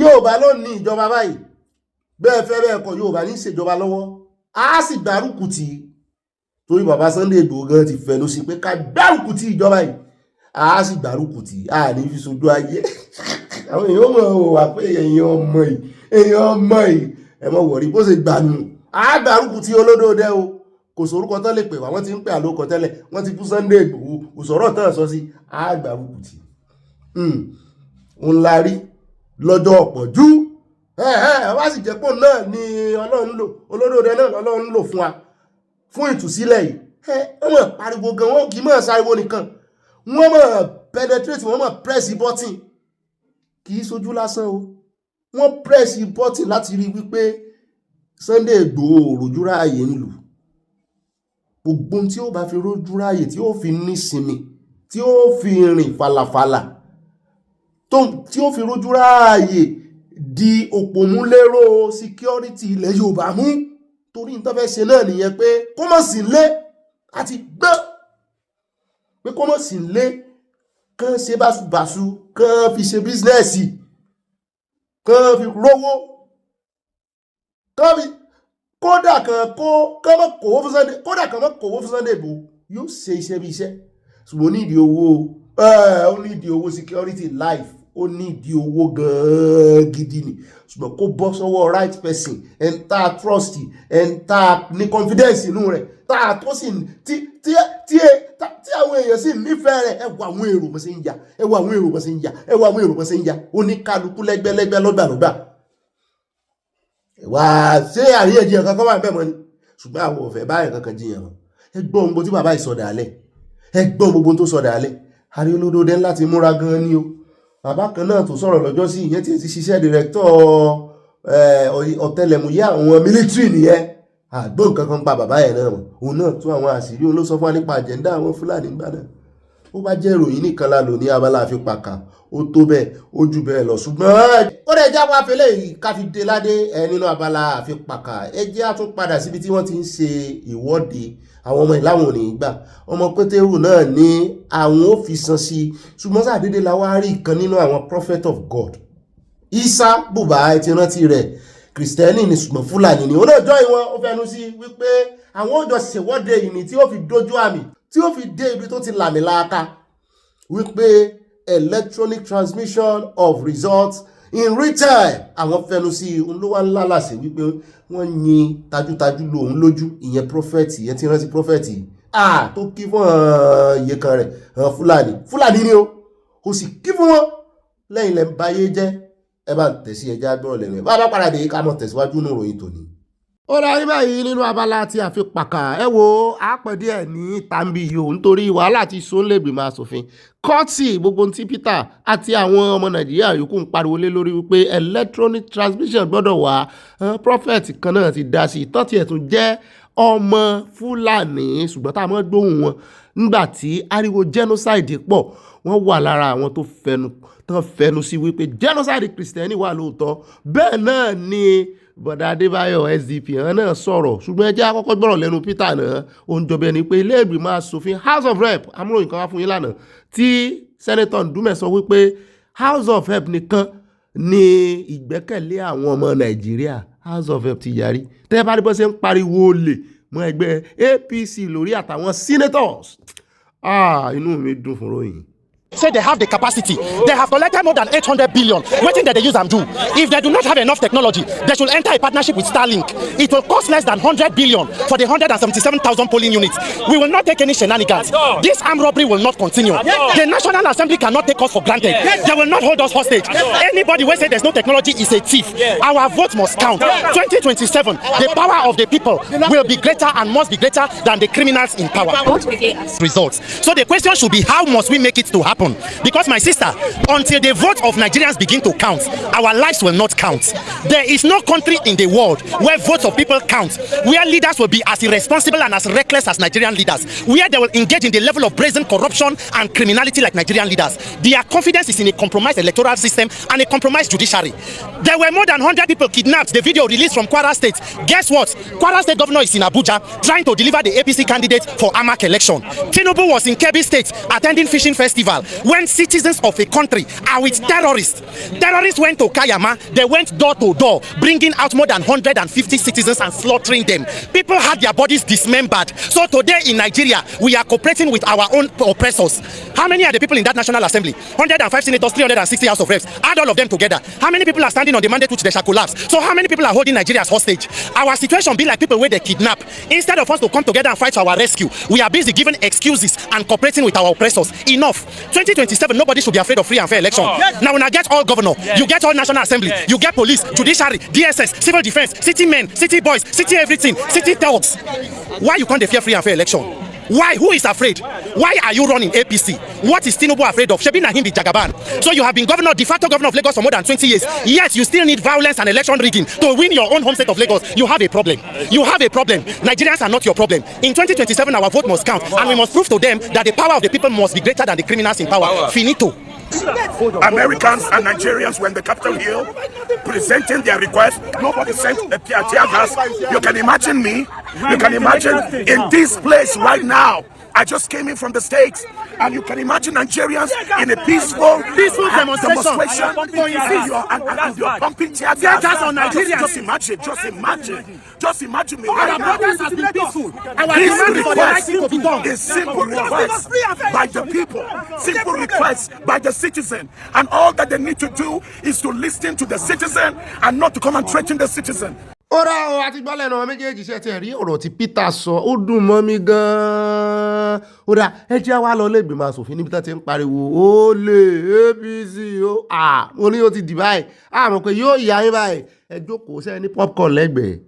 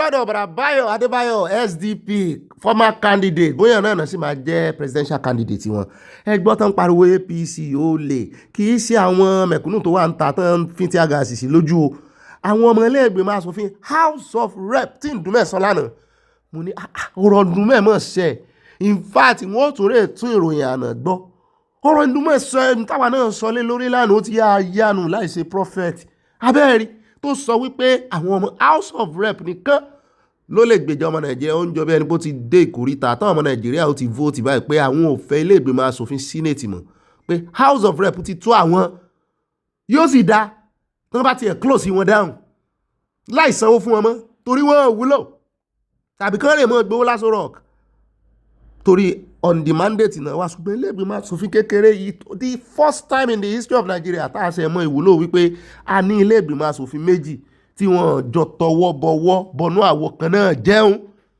tán jọ sí lórí mandate àpàpàǹdodo débi wípé wọ́n wà á jọ mọ́ sùn síbi kan wọ́n kọrí síbi kan náà tàbá sùn síbi kan náà ṣùgbọ́n wọ́n ṣe rí ní tí ilé ìgbìmọ̀ asòfin méjèèjì wà fún upper house and lower house náà ni wípé bẹ́yìn bá tán bá gbé òfin kan náà déwájú wọn méjèèjì bí nǹkan kan bá mẹ́hẹ tàbí kí lójú táwọn fi wò ó yóò yàtọ̀ síra wọn kan tó wá harmonize ó wá di time tó yẹ kẹ́ ẹ harmonize kẹ́ ẹ jọ fojú sùnùkùn wò ó ẹ wá fẹ́ mọ́ fọwọ́ lálẹ̀ fún ilé-ìgbìmọ̀ asòfin House of Rep ẹ rí pé pọ̀ àwọn ọmọ Nàìjíríà wà lẹ́yìn wọn àwọn House of Rep náà ló jẹ́ àmọ́ iye tó ń gbà ilé-ìgbìmọ̀ asòfin àwọn sẹ́nẹ́tọ̀ ẹ̀ lè gbọ́ lẹ́nu wọn àfọjọ́ tó jábọ́ lẹ́nu sẹ́nẹ́tọ̀ Orji ẹ jẹ́ àgbọ̀rọ̀ lẹ́nu Bọ̀dá Adébáyọ̀ ká tó kúrò ń bí. Chief Justice, if you don't have a country, if you have lawlessness, if you have anarchy, you are just a super refugee. And this country, God wants to answer our prayers. Why those groups usually want to be honest? Let us be honest. Ọ̀rọ̀ náà lẹ́sìn gbọ́ yẹn káàbọ̀ padà ní pápápá yá wájú adébẹ̀nu abala àwọn olólùfẹ́ wa abala comment section àròjọ mùsùlùkùn pápápá ni o ṣe òun mọ̀ dóde ìbí o. Mo máa tún kí gbogbo ẹ̀yin olólùfẹ́ káàbọ̀ sínú abala yẹn abala comment section àti Kẹ́hìndé Hussein Salimọ̀ bá mi dáadáa wọn ní gbogbo àwọn Dangote yẹn gan-an ni wọ́n mọ̀ sí gbogbo nǹkan tí ń ṣẹlẹ̀ yẹn o wọ́n fẹ́ gba ìlú Ìlọrin tọ́pátá ní lọ́wọ́ àwa ìran Yorùbá ni. Mọ́ mi Olúfúnkẹ́ Fájímọ́lú wọn ní obì sórí dírámà rẹ nínú ìròyìn yìí àti ọ̀rọ̀ sísọ wípé Fúlàní ẹ̀fẹ́ ńlá àti ọ̀rọ̀ ẹlẹ́yà ìyàwó ọ̀gá títí tí ìròyìn fi wá parí ẹ̀rín ni màá rín and laughing is good for health bẹ́ẹ̀ ni gbọ́n mi ẹ mọ̀ rín ẹ̀rín ayọ̀ náà ni doctor said doctor náà sọ bẹ́ẹ̀ ẹ mọ̀ wípé ó ní òmò nǹkan tí ó máa ń rìlíìsì sára tí èèyàn bá ń rẹ́rìn tí bá ń yọ̀ wọ́n máa ń pè ní dopamine bínú ẹ̀ bá ti ń dùn. ó máa ń rìlíìsì dopamine sínú bọ́dì kì í ṣeré o, ẹ lọ ṣe research yín o, tó jẹ́ wípé ó máa ń boost kí ara èèyàn yá gágá, wọ́n sì ní ìwọ̀n rìlíìsì painkiller. gbogbo àìsàn tó bá ń bẹ̀ náà yóò kílì gbogbo pain ẹ̀ ni. inú dídùn dáa, àwọn onímọ̀ sáyẹ́ǹsì onímọ̀ ẹ̀rọ àwọn náà tún jẹ́ àmọ̀ bẹ́ẹ̀. mọ́ọ̀mí inú yóò dùn kalẹ̀, inú wa dùn lórí ìkànnì yìí o. bẹ́ẹ̀ náà ni at haladay wọ́n ní ibà gbogbogbò wọ́n tẹ lọ́ọ̀fù sí ẹyọ kan lọ́ọ̀fù àti ẹgbẹgbẹ̀rún lọ́ọ̀fù ní lọ́ọ̀fù ǹjẹ́. bẹ́ẹ̀ náà ni mọ́ọ̀mí Stella Odele wọ́n ní Ọ̀gbẹ́ni Bobby wọ́n ní Àbújá ni gómìnà Kwara ń gbé o, kò gbé ní Kwara. Sokoti ti pariwo lé lórí lóòótọ́. Ó dáa o, àwọn ará Kwara abálájọ wọ́n ìmọ̀ tí ń ṣẹlẹ̀ ń bẹ̀ wọ́n pè wọ́n lórí aago ni. kí ló wá jẹ gómìnà fún? ó dà mọ́ mi mo rí love tẹ́sẹ̀ǹdì sí ìfẹ́ yín, ìfẹ́ tó dénú ni. ẹ jẹ́ á tẹ̀síwájú, ẹ jẹ́ á lọ sí ọ̀dọ̀ mọ́ mi Florence Alade wọ́n ní ẹ kálẹ̀ gbogbo ẹbí aláyọ̀ o. ibà Valentino ẹ kú ìsọmọ lórúkọ o. Elrufai ìṣẹ̀ṣẹ̀ bẹ̀rẹ̀ yà ní o. Ribadu náà ò ní lè bọ̀m̀bẹ́ o. wọ́n ní owó òtútù ní ọmọ ní àbúrò fi ránṣẹ́ sílé, ó gbọ́dọ̀ mọ bí ẹ̀gbọ́n rẹ̀ ṣe ń ná lórí fi CCTV camera sí sáìtì. Oòduà Nation November wọ́n tẹ love sí love tó dénú náà ni àti nǹkan panu. mọ́ọ̀mí Grace Olùṣòótọ́ wọ́n ní ìjọba Nàìjíríà kò lè mú láíláí Mohammed nítorí pé wọ́n ti jìjọ fi àṣírí sí ara wọn lọ́wọ́. ó ṣe fún olódòkùmọ̀ mọ́ọ̀mí àwa ń bẹ ní o à ń dúró de àṣírí tó kù kí wọ́n tú gbogbo rẹ̀ sí gbangba lókù báyìí. kì í mọ̀ sí Lai Mohammed mọ́ mi kí ni mọ̀ ní Elrufai mọ̀ ni Elrufai ni kì í ṣe Lai Mohammed. bẹ́ẹ̀ náà ni mo rí love tẹ̀tẹ̀ sí a o. ẹ jẹ́ àdọ́dọ̀ bá mi Prince Bello wọ́n ní ẹ kú iṣẹ́ takuntakun Yorùbá Nation no going back. mọ́ọ̀mí Adésọlá Ọládèjì wọ́n ní ṣé Fúlàní pọ̀ ju àwa ẹ̀yà yòókù ní Nàìjíríà lọ ni tí a fi wòran tí gbogbo wa ò lè dáná yá wọn. mọ́ọ̀mí Toyinari wọ́n ní DHL la máa ṣe fún Valentino kì í ṣe NDA àbí LML tàbí CSC. èmi náà wọ̀n gbà tí DNA di DHL o. ọ̀rọ̀ yẹn ò tètè yé mọ́ọ̀mí Grace Olùṣòótọ́ ń bí mi. mo rí kọ́mẹ̀ntì wọn kan tó ti ń bí mi. bá mi ogbó àbẹ̀wò wọ́n ní ẹkú ètò bá mi Bobby ọlọ́run ní mọ̀ ń to ìyànjú làwọn gbà. wọ́n ní àyà máa kọ́ Elrufai o. wọ́n ní ibi ru ènìyàn wo ni bọ̀bọ́ yìí sef, níbo ni egungun ti wọnú ẹ̀sìn ìmọ̀le àbí ọ̀rọ̀ wo tó ni pásítọ̀ yìí ń sọ báyìí ó lágbára tán wọ́n tẹ lọ́ọ̀fù sí kò sí nǹkan panu ń bẹ̀, a lè fi lọ́ọ̀fù panu náà. bẹ́ẹ̀ náà ni mọ́ọ̀mí Modúpẹ́ Adénúgà wíìlà mo mí sí wọ́n ní ẹkú iṣẹ́ ọpọlọ Ọ̀gbẹ́ni Bobby Elrufai máa jẹ àjẹkúnyà ṣé pé ìlú tó nílùú yín ń lù fún un àjẹkúnyà ni ó jẹ àjẹkúnyà ni wọ́n ní senate president kò ní òtítọ́ aṣẹ́wó ẹlẹ́àjò aṣẹ́wó ẹni tí ó wà ní títì lọ DHL kẹ̀ èyí ga o mọ́mí bá ṣe rí inú please turn over àbàwọn ẹjú. mọ́mí Stella Ògúnbàjò wọ́n ní Oòduà Nation going back God bless Sunday Igboho ṣá wọ́n tẹ lọ́ọ̀ sí bá mi Sunday Igboho. mọ́ọ̀mí Bùnmi Crystal àná ni mo sì dárúkọ yín nígbà tí mo rí mẹ́sẹ̀gì àtẹ̀jíṣẹ́ mọ́ọ̀mí Fọláwíyọ́ ẹ̀yin méjèèjì lẹ́mọ́ tẹ́lọ̀ sí a mo sì mọ̀ pé ìfẹ́ yín dénú ó dọ́kàn. mọ́ọ̀mí Sadé Bírónkẹ́ olórí láàfin ọba olórí Sadé Lótò wọ́n ní General Bobby ayọ̀ ni ó ayọ̀ rẹpẹtẹ mọ́ọ̀mí agbẹ́kúdóòsì fún àwọn mùsùlùmí òdodo ti ilẹ̀ Yorùbá bẹ́ẹ̀ ni ó tí ó gbé iná wojú Sàtáánì Ọ̀ṣọ́kótó olórí àgbẹ̀ àwọn báńdíìtì olórí àgbẹ̀ ire o kábìtì wọ́n tẹ lọ́ọ̀fù sí àwọn ṣe ìka méjì sókè bíi ti bàbá mi ṣe ìjáwó lọ́wọ́ bẹ́ẹ̀ náà ni mo rí nǹkan pàánù látọ̀dọ̀ mọ́ọ̀mí olórí Sadé Bírónkẹ́. mọ́ọ̀mí Grace Olùṣòótọ́ wọ́n ní wẹ̀ẹ́dẹ́ wọ́n tẹ lọ́ọ̀fù Musin olóòṣà agbébọrùn nítorí ìwọ náà kò dé fìlà lónìí bẹ́ẹ̀ ni mọ́ọ̀mí wẹ́dẹ́wẹ́dẹ́ àfipàkà àwòrán wa da ọkọ̀ òpéké tí ń ṣe àwọn ọkọ̀ pàkà mọ́ọ̀mí ju kí ìsìsì mímí náà pọ̀. mọ́ọ̀mí dáadáa Mrs. C Power wọ́n ní they just want to spoil Tinubu government and give him tough time. That is why northern leaders sponsor terrorists to be terrorizing the country. Yes, I second the motion. ẹ̀yin olódò dẹ́láwà. lórí eléyìí bó tiẹ̀ ń dùn wọ́n yẹn yóò dùn wọ́n kalẹ̀ ni. mọ́ọ̀mí Dorcas Jalo wọ́n ní cheese paul Musin olóòṣà mọ́nà tán àfi pàkàpàkà. kámẹ́rà mi fọ́tò mi látọjú fèrèsé mọ́ọ̀mí yọ yẹn kò ní yẹ ẹlẹ̀. at Michael Jr. wọ́n lè mìíràn tó yìí Michael also known as Hallelujah láti Surulere ìbàgbọ́n má bí wọ́n kí ló kàn wá táwọn haúsá ní ká wá gbèjà àwọn pé lágbára ọlọ́run àṣẹ̀dá adẹ́dá ó sì kú ọdún 8 tí bàbá Tinubu máa ṣe àbí you go explain táyà àwọn afẹ́ ńlá ẹ̀fẹ̀ ńlá báàmì Adétáyọ̀ Adékèyí wọ́n ní ó bí owó àti ẹ̀rọ ìléwọ́ tí wọ́n gbà lọ́wọ́ àwọn tí wọ́n jí gbé ní àwọn èròjà tán kólẹ̀ yẹn wọ́n á ẹ̀jẹ̀ ń bá yín fi kọ́má sí obìnrin gidi lóbìnrin yẹn ìbùkún ni fún orílẹ̀-èdè Oòduà from network tó jẹ́ sí USA wọ́n tẹ lọ́ọ̀sì àti nǹkan panu. Báàmì Òkènlá Adédọ̀tun Olùkùnmi wọ́n ní ó ti tó àsìkò kí ẹ wá fẹ́ ìyàwó kan níjẹ̀bú bóyá lẹ́yìn ọ̀pọ̀lọpọ̀ kissing ẹ ò lè mọ correct pronunciation alárẹ̀ remido ìjẹ̀bú alárẹ̀ remido alárẹ̀ anot dòredo alárẹ̀ ẹ sìrùnkírun bá mi ẹ wọ́n bínú sí mi. Èyí tẹ́ propose yẹn náà dáa tí n bá fi máa fẹ́yàwó ní Ìjẹ̀bú màá mọ̀ túmọ̀ ẹ̀ dáadáa. bẹ́ẹ̀ ni mọ́mí Olúfúnkẹ́ Fájimólú wọ́n ní Fúlàní ti dìde sí bàbá Ládọjà wípé àwọn ni wọ́n mú Ìgbòho wọlé wọ́n tún sọ pé àwọn kọ́ráńtì nípínlẹ̀ Ọ̀yọ́ ọpẹ́ o àwọn Kìrìsìtẹ́nì ti kọ sàríà tí gómìnà Èkìtì Oyèbánjí gbà láàyè fún gbogbo South West wọ́n ti kọ́ ó dáa kan sọ̀rọ̀ sókè. Báàmì Òsèní Sálímọ̀ wọ́n ní àwọn Fúlàní fẹ́ sọ ìlú Ìlọrin di orírun wọn ni bàbá mi Ọ̀gbẹ́ni Bobby àwọn Dangote fẹ́ gba ìlú Ìlọrin ni o. Mọ́mí Hádà Húsù tèmi nìkan wọ́n ní pọ́pọ́pọ́pọ́pọ́ wọ́n tẹ lọ́ọ̀bù sí àti nǹkan panu àwọn tí mọ́mí Ògúnbàjò pọ́ wọn yẹn ìmọ̀ dùn mọ́ mi. Mọ́mí Bridget ńkọ́ báàmí Fọlọ́nsọ́ta nímọ̀ làwọn ní Ọ̀gbẹ́ni Bobby kí ni wàhálà tó dé bá Àpábíò pẹ̀lú sẹ́nitọ́ Natasha Àpábíò máa ka àbùkù gbẹ̀yìn lórí ọ̀rọ̀ Natasha báàmí kì í mọ̀ sí Àpábíò lè ń bá Natasha fà lánàá àbí ẹlòmíì mọ̀ ní okùn lẹ́jọ́ náà ló wà ń di ẹ̀. Alájà mi ọ̀wọ́n mọ́ mi rí Scott Àdìgún wọ́n ní sàlámà lẹ́kùn ọlọ́run yín máa ṣe o àmì ọlọ́run yín máa bá a ṣe o òde àmọ́ mi Kúndùsì yín brọ́dà mi mọ́ mi yọ ìyẹ́ yín ẹ sì bísí náà ni mọ́ mi láti jọ ìyá mi sí yín o wọ́n tẹ lọ́ọ̀fù rẹpẹtẹ sí a dìpátímẹ́ǹtì tán gbé mọ́ mi lọ kò rìn iṣẹ́ ọlọ́run ó kúkú bá ń kẹ́yìn bẹ́ẹ̀ náà ni mọ́ mi tó iná rìn wọ́n ní Ọ̀gbẹ́ni Bobby tí àǹtí àmìlẹ̀ ń ké sí kí lẹ rí o kí lẹ rí tẹ́ fi ń ké sí mi o.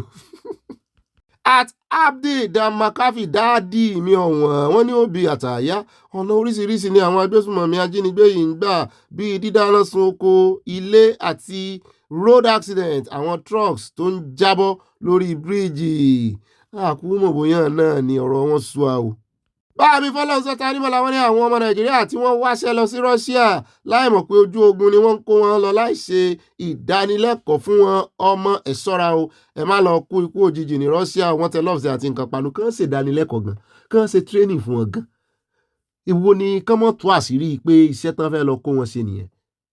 At Alice Tèmilọ́lá mọ́ mi dáadáa àti gbogbo wa lọ́lá ìgbà yìí lọ́lá wọn ní òbí ẹ kú ètò ìlú yóò máa jú yín ṣe láṣẹ Èdùmàrè àmì Ọlọ́run nítò ẹ kú ọwọ́ lómi o àbí sọmọ kí bàbá ọmọ náà kó kú ọwọ́ lómi ni mo rò pé ìyá ọmọ náà mọ̀ kí Ọlọ́run yóò dá ọmọ náà sí àmì mi ò yẹ kí gómìnà Kwara ṣàlàyé àwọn ìṣẹ̀lẹ̀ tó ń ṣẹlẹ̀ ń bo Àbújá náà ló ń gbé ẹ jẹ́ àtẹ̀síwájú wájú òótọ́ ni o ẹ jẹ́ àlọ́ sọ̀rọ̀ bá mi Òkènlá Adédọ̀tun wọ́n ní Olùkùnmi Bobby happy family day ní gbogbo ìlú Canada lónìí o ó yẹ kí àwọn DSS fi ojú Elrufai ba ilé ẹjọ́ lẹ́yìn ìwádìí tí ó péye àparò kan ò ga jù kan lọ o àyàfi eléyìí tó gorí ebè happy family day.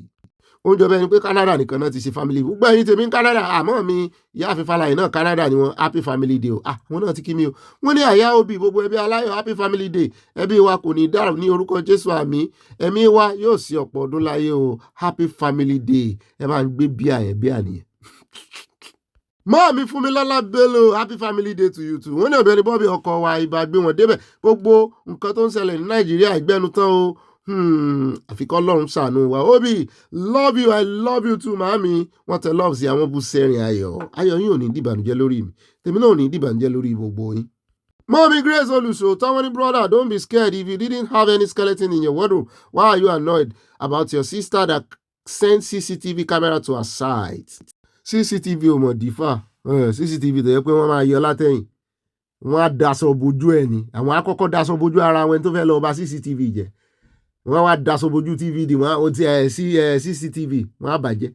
Mọ́ọ̀mí tó iná rí wọ́n ní vegetable president wọn Sudan wọ́n pọ̀ bẹ́ẹ̀ láfíríkà. Ẹ jẹ́ á tẹ̀síwájú, ẹ jẹ́ á dọ́dọ̀ mọ́ mi Dorcas wọ́n ní no God for yourself o. Jesus is Lord, hallelujah, amen.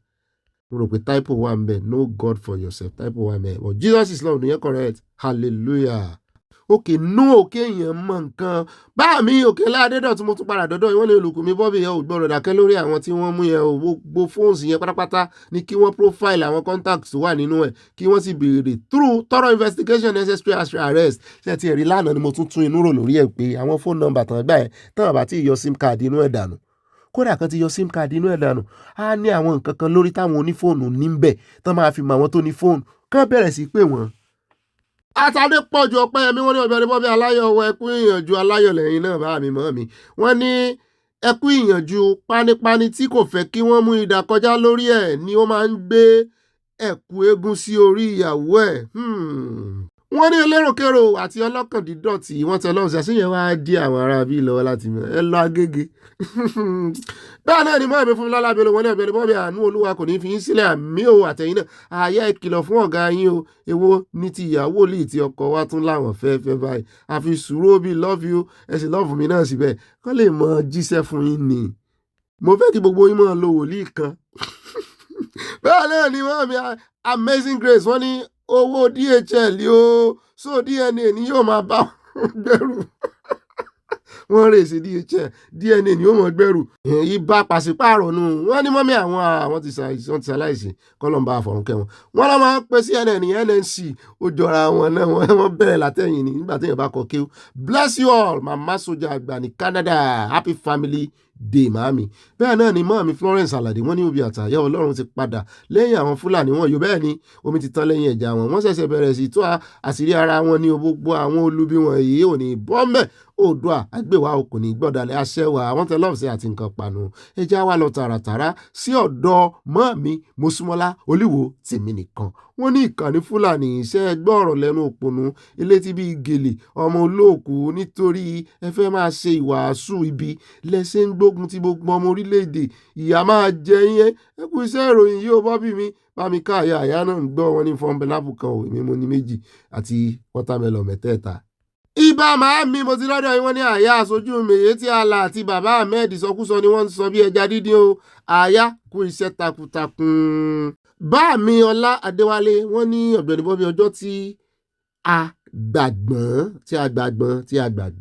mò ń fà mí ilé lórí kó lè make sense sí mi ni o kí n lè mọ̀ bóyá mi ni ọjọ́ tí a gbàgbọ́n ní ìlú abínibí ní ìtura àti ìfọ̀kànbalẹ̀ dé fún àwọn ọmọ adáyẹ̀rùn ọmọ Nàìjíríà ò ti tọ̀rọ̀ ọjọ́ tí a gbàgbọ́n ọ̀dà kò yé mi háyàn yẹ ó ta kété sí gbọ́n. Mọ́ mi ò yẹ mí sálá àwọn ni mo kí Ọ̀gbẹ́ni Bobby Ọlọ́run kò ní fi sílẹ̀ àmì àtẹ̀yìn náà fún mọ́ mi o. Mọ́ mi bá mórin sẹ́nu kété wọn ni yóò máa lẹ́yìn ọ̀rọ̀ yìí yóò máa lẹ́yìn àjàǹtí èlé.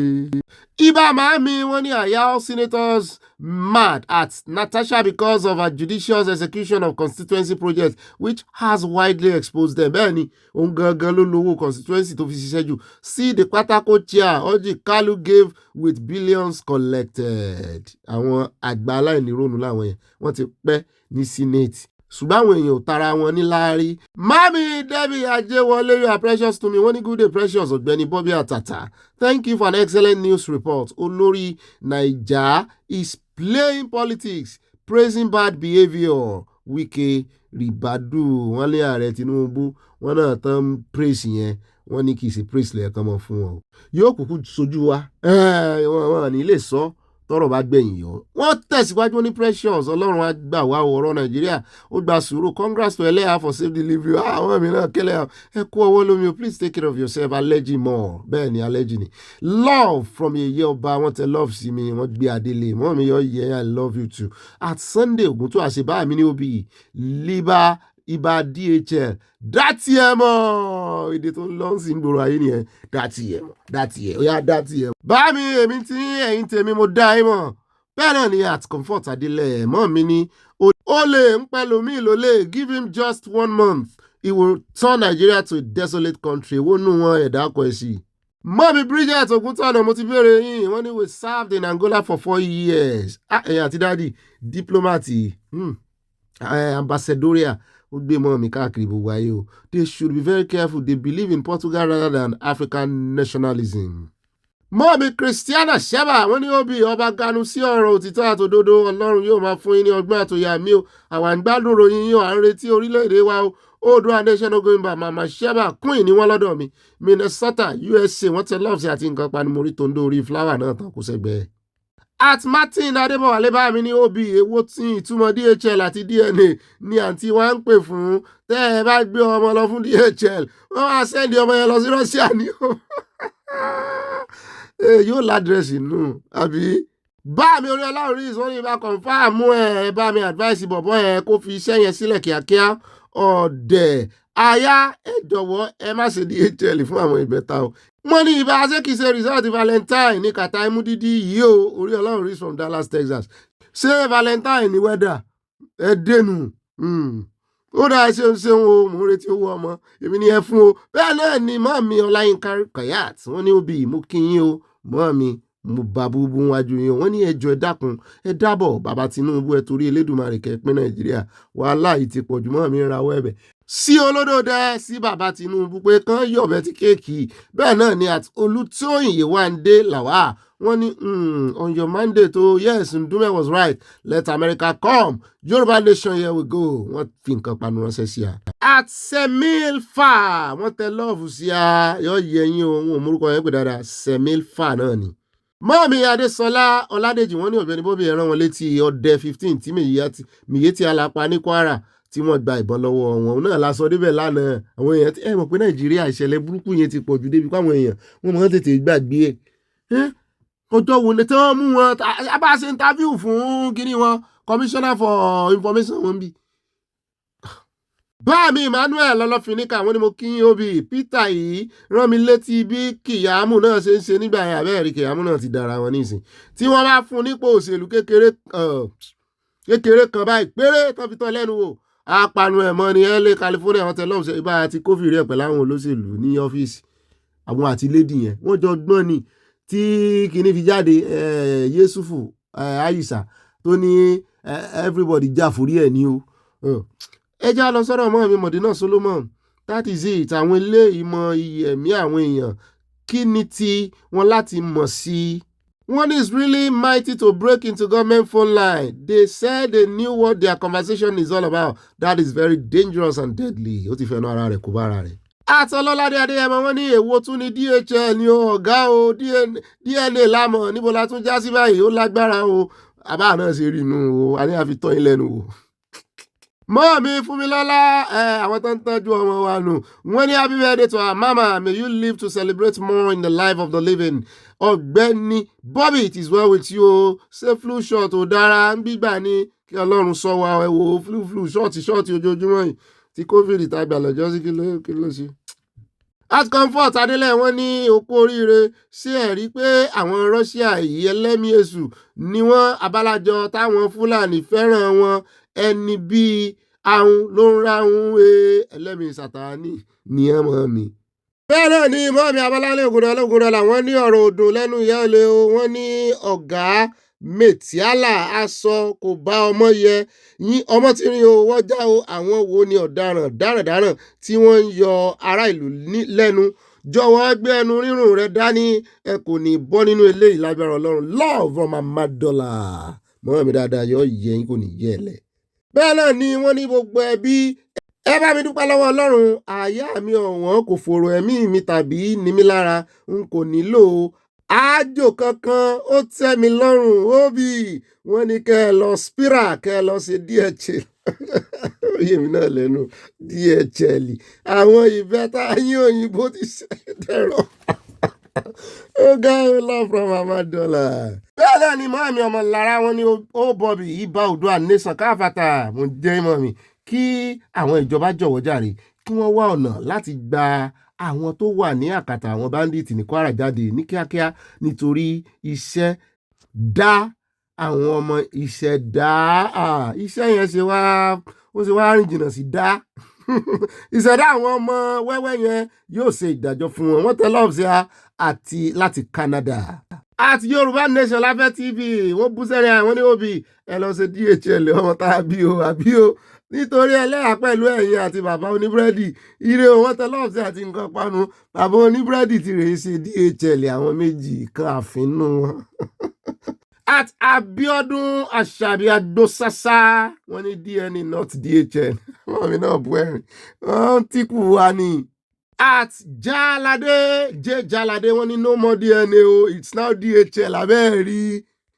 Ó rẹ káàbọ̀ padà ìmú náà tí ń lóde yóò àmú fi kan panú bí ní mi àtẹlẹ́yà ẹlẹ́yà náà gbọ́mọ ẹlẹ́ ti ìyálé gbogbogbò ni àwọn méjèèjì ti wà ráǹdì mọ́mí abẹ́ akínsímọ́yìn àti mọ́mí títí láyé ìbánjí àwọn ti wà ráǹdì wọ́n ń gbọ́mọ tọ́ ni mẹ́ta ọmọ mẹ́ta ni wọ́n gbé ń kọ̀ọ̀kan ìkan yòókù òní mọ́mí fún mi lọ́lá tó ń fún ní fúdù wọ́n ti ń jẹ fúdù ọdún 12 ní kí ìyá ìfi ìṣẹ̀lẹ̀ nígbà tó ń ti gbọ́ pé mo fẹ́ wòlíì lóhùn bá yà àtúrà ká ó yà mọ́ọ̀mí fọ́mẹ́tì airbraiding yóò yẹ kò ní yẹ ẹ̀lẹ́ o báyìí báyọ bọ́ bá dilẹ̀ wọ́n bá dénú yín ni o ẹ bá pín fáwọn olólùfẹ́ yín ẹ máa bá fi sọwọ́ sí gbogbo àwọn alábàágbé àti àwọn neighbors yín pátápátá bẹ́ẹ̀ náà ni ìmọ̀ràn yín ṣe kókó kó wọ́n ju 5 lines lọ ó lè ju 5 lines lọ pẹ̀lú gbogbo flower àti àwọn love tẹ̀mọ́ tẹ̀sí àti nǹkan ìpanu ṣùgbọ́n ní kíkọ kò gbọ́dọ̀ ju 5 lines lọ ó bá ti jù lọ àti ẹni wo bẹ̀ gèlè mọ́ wo bẹ̀ àti fìlà mọ́wò bẹ̀ láàdé ó dá ẹwà jókòó déédé ẹwà nǹkan panu tẹ́mọ̀ fi sọ̀rọ̀ àjíjẹ ẹwà nǹkan tẹ́mọ̀ fi tì sọ́hùn kí wọ́n gbé yín débẹ̀ nínú àkójọpọ̀ ròyìn gbogbo bí tá ti mẹ́nubà bá fi mọ́ bá wà ẹ̀ bá nínú bọ́dí ròyìn ẹ bá wa pín ẹ bá wa tẹ like ẹjọ́ alákọ̀ọ́kọ́ ń bẹ ọ̀dọ̀ sẹ́nẹ́tọ̀ tí ó ń propose 16 years fún pírẹsidẹ́ǹtì mo ní ààrẹ olódò ẹ̀dẹ́kọ́ ló kúkú sọ̀rọ̀ wọ́n propose ẹni wọ́n wá ṣe é ṣe bẹ́ẹ̀ àní tí ó ṣẹlẹ̀ tí ìjọba ò ní padà dé ọ̀dọ̀ àwọn Fúlàní ìmọ̀ kó ṣẹlẹ̀ lórúkọ Jésù kó ṣẹlẹ̀ lórúkọ Jésù kó ṣẹlẹ̀. Bẹ́ẹ̀ bá sì rántí dáadáa ẹ rí pé mo sọ àsọtẹ́lẹ̀ kan ní ìjẹrin kọ̀ọ̀hún pé àwọn ará bíi wọ́n á tó jáde wá declare páwọn náà ń wá orílẹ̀-èdè gẹ́gẹ́ bí zone gẹ́gẹ́ bí ẹ̀yà Fúlàní Haúsá ẹ máa rí wọ́n á tó wá jáde pé àwọn náà ti ṣetán gbogbo ọgbọ́n tán ń lò yìí gbogbo ọgbọ́n Islamization kankan yẹn kò lè wọ́n ti rí pé kò lè work. Tẹ́ ẹ bá sì rí ìpàdé tí àwọn àgbààgbà ilẹ̀ Yorùbá tán náà ṣe lánàá mo ló tiẹ̀ ti dá wọ́n ti ń sọjí wọ́n ti ń sọnú báyìí kán mọ́ bá sọnù lórí ọ̀rọ̀ wípé sẹ́ àwọn òsùn àwọn òwò gbogbo ọ̀nà tẹ́ ẹ bá fẹ́ gbà làwọn ń sọ láti mú sàrí àwọn ilẹ̀ Yorùbá kò lè ṣeé ṣe wọ́n ní kò lè ṣeé ṣe kò lè ṣeé ṣe nílẹ̀ Yorùbá kẹ́ ẹ mú sàrí àwọn ọbẹ̀ kò lè ṣeé ṣe kò lè bóde sàríà yín kò lè bóde alákọ̀rí tilẹ̀kùn mọ́ rí kò lè bóde orí tọ́rọ̀ gbàgbà Yorùbá ń kọ́ fún àwọn tó ní sàríà àti sàríà àwọn nìyẹn àti gbogbo àwọn alábọ̀dé àwọn ọmọ àlè tó ń pera wọn Yorùbá ṣùgbọ́n tó ń ṣe Yorùbá nínú ẹ̀jẹ̀ mo kàn ní yan létí yín ní alákọ̀ọ́kọ́ ń bẹ̀ ọ̀gbẹ́ni sẹ́nitọ̀ yìí bóyá ránṣẹ́ ni bóyá òun ló ránra rẹ̀ ẹ̀já gbọ́ bó ṣe sọ Kenneth Eze ló kọ rẹ̀ jẹ́ wọ́n ní ọmọ ẹgbẹ́ APC ní Ẹ̀bọ̀nyì ni mo ní bóyá ràn ní tó ti tún wá jẹ́nu ẹgbẹ́ APC wọ́n ní òun ló ti pè wípé káwọn dìbéètì ẹ̀ òun ò sọ pé dandan òun ò ní ipa ò rajà ipa ò ta ni ṣùgbọ́n kàn dìbéètì ẹ̀ àwọn kan nínú àwọn nífẹ̀ẹ́ sí. Kenneth Eze APC Ẹ̀bọ̀nyì has called for a national debate on replacing Nigeria's current 2-term to 4-term year presidency cycle with a single 16-year tenure. Ó ní yóò dín owó òdìbò kù. Ẹni máa ṣe àríyànjiyàn lórí transmission of result electronically or manually. Ẹ sì ní náwó náírà ẹ lọ wo bọ́jẹ̀tì INEC ní ìsìn ó ló fẹ́ wọ 1 trillion. Ó ń wo 1 trillion lọ́ọ̀kan ni. Pé kò ní sí ẹ wọ́n fi irú owó yẹn ṣèjọba ni. Mr. Eze, chairman of the State Committee on Information and National Orientation, ló sọ lọ́jọ́ Monday wípé nígbà tó ń bá àwọn oníròyìn sọ̀rọ̀ ní Oyigbo Amagu Country Home ní Esa South Local Government Area. Wọ́n ló sọ wípé bí Nàìjíríà bó ṣe ń parambulate tán merry-go-round lórí pé wọ́n fẹ́ ṣe ètò ìdìbò every 4 years pé ó ń gbọ́n owó lọ ó sì ń gba táìmù ìjọba táìmù tó yẹ kí ìjọba tó yẹ kí wọ́n fi focus ẹwọ́rú 4 years táàrí olódúdẹ the first 4 years nísìn ó ní 1 year nínú ẹ̀ wọ́n á fi gbọ́ bùkátà campaign pé kò tí ó tiẹ̀ ju 1 year lọ tán bá fi Wike's example pé ó ti mú campaign tiẹ̀ ó ti mú lẹ́sẹ̀kẹsẹ̀. Only every 4 years we return to campaign mode. By the 3rd year, governance slows as attention shifts to re-election. That is why projects are abandoned and policies are not allowed to mature. Wípé embassy one term ọlọ́dún mẹ́rin pé gbogbo tí ó lò actively kò lè ju 2.5 years lọ torí nígbà tó bá kọ́kọ́ dórí oyè kò tí ì ní gẹ́ẹ̀tì ara rẹ̀ for the first 6 months. Pé tó bá ti wá máa gẹ́ẹ̀tì ara rẹ̀ tó ti ń dùn mọ́ lọ tó ti stable ó nígbà yẹn ni ẹ̀rù wípé òun máa kó lórí ìṣèjọba. Mo lóòótọ́ tí ẹni mo ní tán bá máa tún fi máa wò wọ́n á tún máa ní lọ́kàn pé wọ́n máa ní plan B pé àwọn lè mọ́ wọlé ìwọ̀nba tán bá lè reserve kàn reserve ẹ̀ wọ́n lè mọ́ ẹ rò pé wọ́n kàn máa sá wọ́n máa ná owó falafala bẹ́ẹ̀ náà sórí torí ẹ̀ nígbà election wọ́n máa contribute owó náà ni agbójúlógún wọn sì rèé ó fi ra ẹ̀fọ́ síta orí owó mẹ̀kúnnù gbà náà bùjẹ́bùdànù ẹni tó bá kàn ní ṣùgbọ́n pé project yóò ṣiṣẹ́ ń bá náà kò sí project kankan tó ń ṣe lọ́bì kankan mọ́ torí tó bá dá páù igi dá ẹyẹ fòní. Ó ní Nigeria constitution provides for a 4-year presidential term renewable ones but if you ask me I will advocate one tenure of 16 years. Àwọn èèyàn ló ti pọ̀ jù káti ẹ̀ wà ní 8 years ni ààrẹ olódó rẹ̀ tó jọ́gà yín gan 6 years lágbọ́ lẹ́nu wọn àbí kì í sọ̀rọ̀ náà sọ nígbà tó kọ́kọ́ wọlé àgbọ́tán merry-go-round díẹ̀ kiri. Mr. Eze therefore proposed scrapping the 2-term structure in favour of a single extended tenure that will free leaders from electoral pressure and enable them to pursue long-term reforms. Pé gbogbo wọn náà ni ó kàn tó bá sì kàn ọ́ wọn ló lo tiẹ̀ kò sí wípé èèyàn kan ló fẹ́ cheat èèyàn kankan wàá farabalẹ̀ mọ́ ní yóò lé o. Imagine kírú Buhari yẹn kúrè lo 16 years ọdún mẹ́jọ gan-an àwọn èèyàn fẹ́ lálàsì abẹ́rẹ́ adúrún tán kójọ lọ́dún mẹ́jọ. The lawmaker noted that critical sectors such as power, infrastructure, agriculture, and fiscal reform require sustained commitment beyond short-term political cycles. According to him, irrigation schemes, mechanized farm, only we were borrowing to pay salaries. That is not sustainable for any country. Borrow láti san salary. Mo ní ṣé torí ẹ̀kọ́ ni ọ̀gá yín ṣe yọ subsidy ni torí ẹ̀ lọ́lọ́dọ̀ dẹ́ ṣe yọ subsidy so wáyé kọ́ máa kó ẹ̀ fáwọn gómìnà gbogbo nǹkan fẹ́ fi achieve náà ti achieve ọ̀pọ̀lọpọ̀ wọn ló ti catapult sínú ẹgbẹ́ APC wọ́n ti achieve ẹ̀ náà tó wọ́n ń padà sọ fún wọn wípé ẹbomirinlẹ̀ ló jẹ́ pé wọ́n kó fún wọn wọ́n fi ṣe ẹ̀tọ́ fáwọn aráàlú àwọn èèyàn bá mọ̀ pariwo wọn ṣùgbọ́n èyí náà lẹ kówó lé wọn lọ́wọ́ ẹ̀ sì bí àwọn tó lówó tẹ́ torí wọn yọ subsidy tí yà jẹ́ bí wọ́n pèsè kẹ́kọ̀ọ́ wọn fún gómìnà ṣùgbọ́n wọ́n ní ààrẹ olódòdó náà tún lẹ́ excuse pé nígbà ó jẹ́ pé gómìnà ní number 1 citizen ní every subnational ní every territory government state àwọn aráàlú náà ló sì yàn so bọ́n bá kó aráàlú fún wọn tán sì jẹ́ káwọn aráàlú náà rè béèrè ẹ̀tọ́ wọn mo ní kò mọ́ ọmọ Nàìjíríà lára wọn ìbéèrè ẹ̀tọ́ wọn tiẹ̀ wọ́n believe pé mọ́ bá débẹ̀ àwọn náà ò jẹ tàwọn pé àjọ parupọ̀ béèrè ẹ̀tọ́ wọn ìbéèrè wọn ó pè wọn kan yàn wọn jẹ bọ́ọ̀ náà bá débẹ̀ àwọn náà ó yàn yàn kan jẹ́ jẹ́ àtẹ̀síwájú àròjọ mùsùlùkùn bóyá wọ́n wà díbéètì ẹ̀ bóyá ní díbéètì àmọ́ owó ẹjá wa lọ sóńdó níbi tá a ti gbọ́ tán sọ wípé ọwọ́ ba àwọn agbébọn méjì mo ló dáa bẹ́ẹ̀ sọ pa wọ́n lójú ẹsẹ̀ ni wọ́n náà pa wọ́n lójú ẹsẹ̀ ni o wọ́n ní ọjọ́ gbogbo ń tó lè ọjọ́ kan tó lóhun o wọ́n ní bẹ́ẹ̀ lọ̀rọ̀ rí bí àwọn ikọ̀ ọmọ ogun orílẹ̀-èdè Nàìjíríà ṣe ṣekú pa àwọn agbébọn méjì nípínlẹ̀ Ondo àwọn ikọ̀ ọmọ ogun 32 artillery brigade tí wọ́n kó lọ sí agbègbè Auga nípínlẹ̀ Ondo ló ṣe iṣẹ́ náà lásìkò tí wọ́n wà lójú iṣẹ́ ní òpópónà Àkúnù sí Auga ní ọjọ́ 14 oṣù yìí o wọ́n rí àṣeyọrí yìí tí mú kí àwọn olùgbé agbègbè náà fò fáyọ̀ nítorí agbègbè náà jẹ́ ọ̀kan lára ibi tí àwọn ajínigbé àtàwọn jàǹdùkú agbébọn ti ń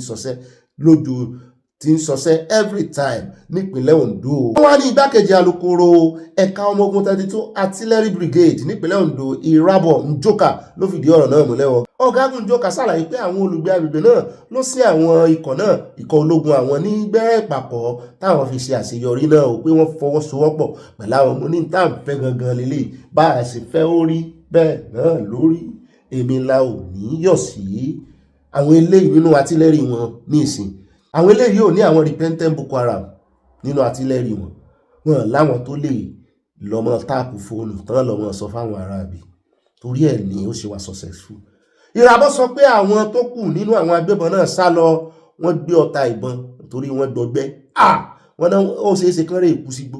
Ọ̀gágun Jókà kò ṣàìfìdí ẹ̀ múlẹ̀ pé àwọn ọmọ ogun Nàìjíríà ṣe àṣeyọrí náà pẹ̀lú àjọṣepọ̀ ẹ̀ṣọ́ Àmọ̀tẹ́kùn àtàwọn fìjìláńtì. Mo ní ẹ kíra fún Àmọ̀tẹ́kùn Oǹdó, wọ́n gbìyànjú.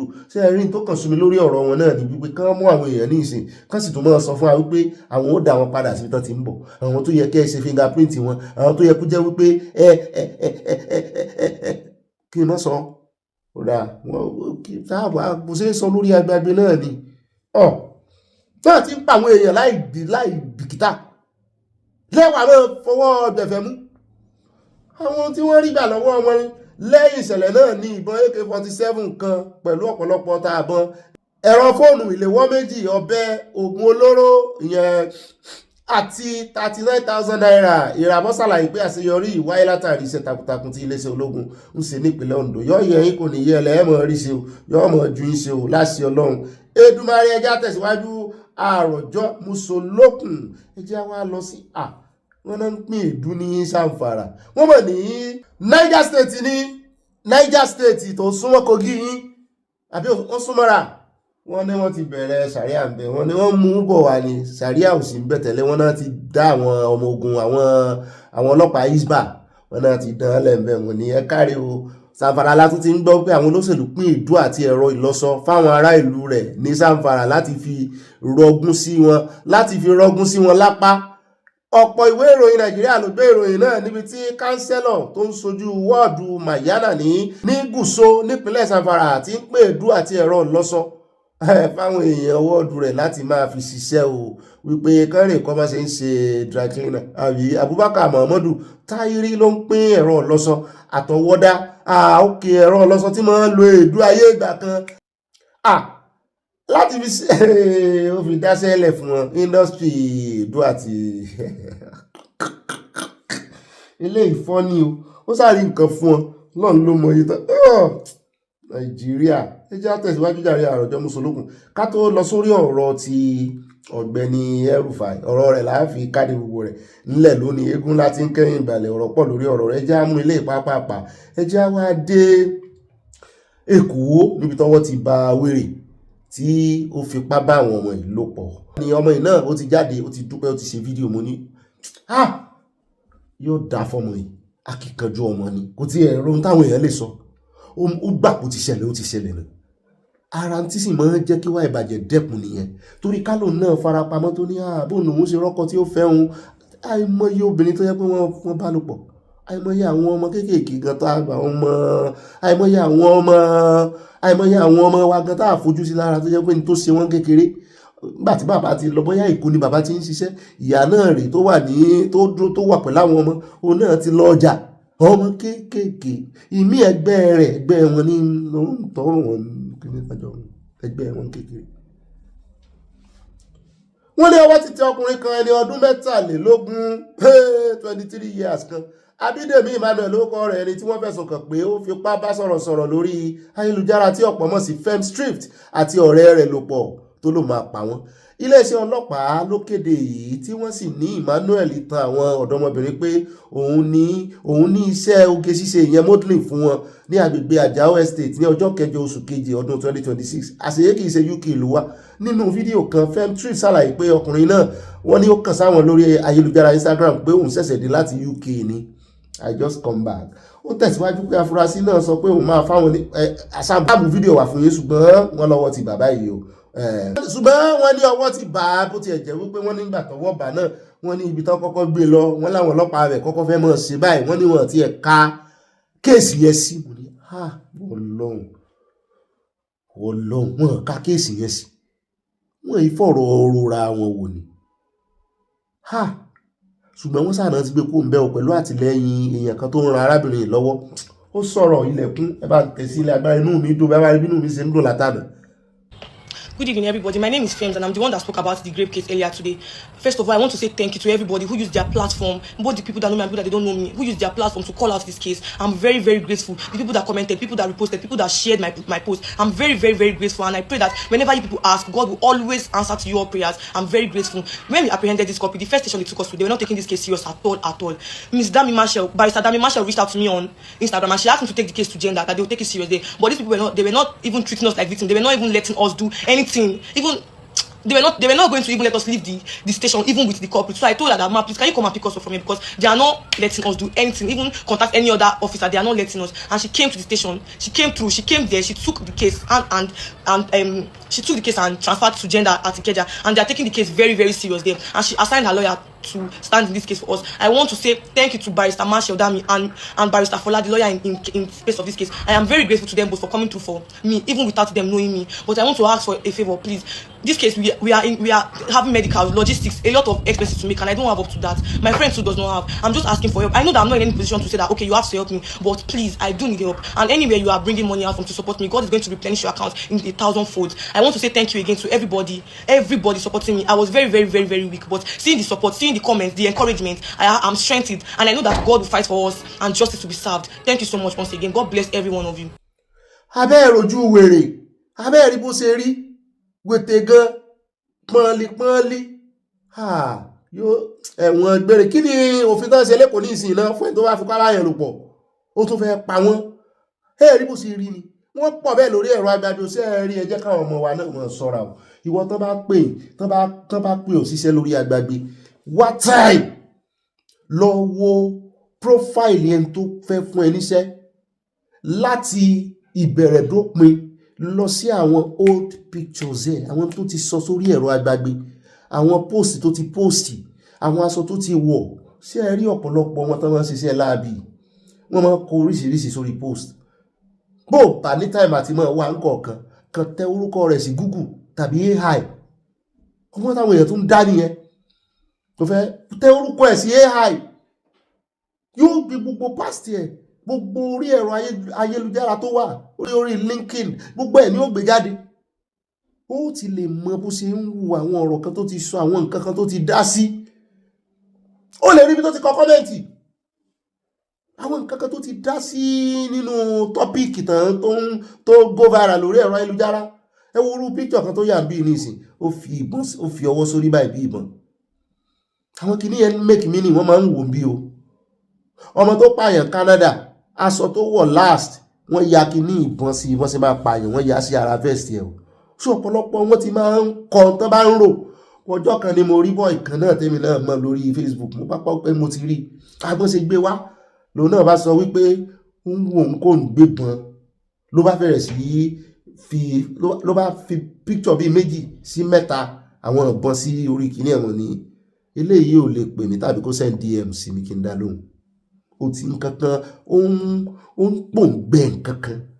Ó sì ìṣológun, ó wọ enroll sí iléeṣẹ́ ọlọ́pàá. Kó enroll sí bẹ́ẹ̀ gan sọ́wọ́ ọ̀bọ̀n àwọn yúnyàn ni.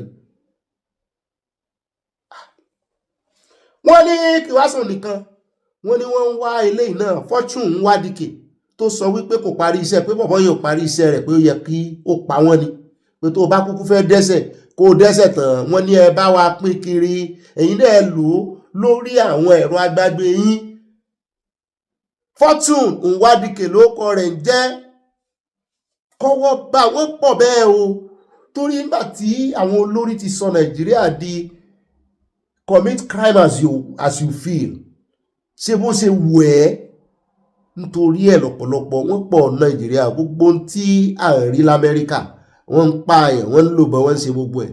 Tí wọ́n bá fi lè láìsẹ́ǹsì ìbọn fún ọmọ Nàìjíríà, ṣé ẹ rá àwọn ọmọ Gen Z, wọ́n mọ̀ para wọn sí ẹni. Àwọn ọmọ Gen Z, gbogbo shooting tẹ́ rò pé Amẹ́ríkà nìkan ní ti ń ṣẹlẹ̀, wọ́n para wọn bí náà. Ebó ní gbogbo àwọn ọmọ oníṣẹ́ òkùnkùn, àwọn ọmọ kọ́ọ̀tì tán mọ́ para wọn kiri. Kí ló fi yàtọ̀ pé àwọn tí ń shoot ìbọn ní ìkìlọ̀? Kọ́ wa o, Ọlọ́run sì jẹ́ kán mú eléyìí náà. Àti irú wọn, àní tí Nigeria police àtọ̀tẹlẹ̀múyẹ́ bá fẹ́ ṣiṣẹ́, tán bá bọ́ sórí agbágbé. Wọ́n kó àwọn èèyàn o.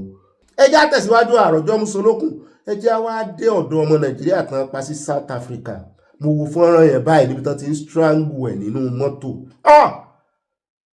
Oh my God, ọmọ sùkúù ni o, wọ́n ló ti fẹ́ parí BSc ẹ̀ ní yunifásitì tó ń lọ ńbẹ̀. March ni ó parí, ó kù just 2 weeks ó ló sì fẹ́ tẹ̀síwájú lọ sí Canada. Ọmọ Nàìjíríà ilé yóò gbógun olóró, kò bá wọn ṣe kọ́ọ̀tì o, kò bá wọn ṣe kọ́ọ̀tì ńbẹ̀ o. Ọmọ tó tún ní kámẹ́rà, ẹ ti mọ̀ pé ó wà ọ̀dálì tó ráwọn èèyàn ń sọ pé bóyá náà bóyá ní lọ́wọ́ ni ló ṣe lọ ṣe CCTV kámẹ́rà. Wọ́n ní wọ́n ròyìn tí àwọn tó ń wa Uber nítorí wọ́n rí ní South Africa. Ṣé bá pàkan náà l'Amẹ́ríkà láìpẹ́ bàbá kan tó ń wa Uber. Bó ló ṣe mọ̀ bọ́ bá gbèrò tó yọ̀bọ̀n tó fẹ́ yọ̀bọ̀n. Bó ló ṣe tètè mọ̀ èyí bọ́ bá rí inú kámẹ́rà àwọn èèyàn ò sì mọ̀ pé kámẹ́rà wà bẹ̀. Bí kò rọra ṣe sára kíní mìíràn ẹ̀ tẹ́ bá rí bó ṣe strangle èmi ò lè lo fídíò yẹn bí o. For the respect of ẹ̀ntàn pa wọ́n pa ọmọ ẹ̀ dànù. Ẹ jẹ́ wá gbọ́ lẹ́nu kan náà àwọn journalist oníròyìn bẹ́ẹ̀ torí ọ̀pọ̀lọpọ̀ ibi tí mo ti bá ìròyìn pàdé mo rán ọmọ South Africa ń bẹ̀ mo rí pé àwọn náà wà sad pẹ̀lú story tí àwọn táwọn aráyé ń gbọ́ nípa àwọn yìí sí Nàìjíríà náà ló wá bá ní sí tó yìí. A gbọ́ tàn mọ́ Ìgbò tàn náà ń babẹ̀ jẹ́, a gbọ́ tàn mọ́ Ìgbò tàn náà ń ṣe kóòtù tàn náà ń ṣe oríṣiríṣi ń bẹ̀ máfíà ń bẹ̀. Ṣùgbọ́n sí gbogbo èèyàn náà ní máfíà ń bẹ̀. Irú eléyìí tó lọ school kó sì ṣetán kó pọ̀ ń lu yín kó tún mú iṣẹ́ mọ́ kẹ́ẹ̀bá àmọ́ pọ́mọ́ gidi lọ́mọ ẹ̀ kó tún mú iṣẹ́ mọ́. Iyín ni ò wà ní torí mo wo fídíò yẹn báyìí mo ní bóyá ti kọ́ pé bóun náà ti lọ́nu àyáléwọ̀ ìkọ́kọ́ ọlọ́run ìkọ́kọ́ kúkọ fún yẹn. Iyín tàbí kó náà tiẹ̀ ní nǹkan kan nu mọ́tò tí ó sáré reach out sí ṣùgbọ́n àwọn yẹn ti plan ẹ̀ tẹ́lẹ̀ ọwọ́ ti bà wọ́n o. Àti ìgbọ́ kí èmi ò tí ì gbọ́ kí Nàìjíríà gọ́ọ̀mẹ̀ntì gangan dá sí o ṣùgbọ́n ariwo kìíní pọ̀ lórí ẹ̀rọ àgbàgbé wọn tí ì ráàyè ẹ bá ń tẹ̀sí ẹja gbọ́ lẹ́nu arákùnrin. Indicated. Devastating. This is something that has been going on in the country for quite some time now. In fact, when the president was giving his State of the Nation address, he mentioned that they will deploy the soldiers to basically help the police in terms of curbing and dealing with crime in the country. It is a sad story that has happened to the Uber driver, as you rightly indicated to Kayode. We had a Nigerian national also who was basically shot at and sadly passed away in Johannesburg. This is in the Randburg side. And the backside of the story, it's important to note that there is a show that's called Sizoktola that probe drugs in the community. And what happened is that if you call the show to come and investigate someone, there's a ransom that they give you. So that makes it difficult because people want to make money.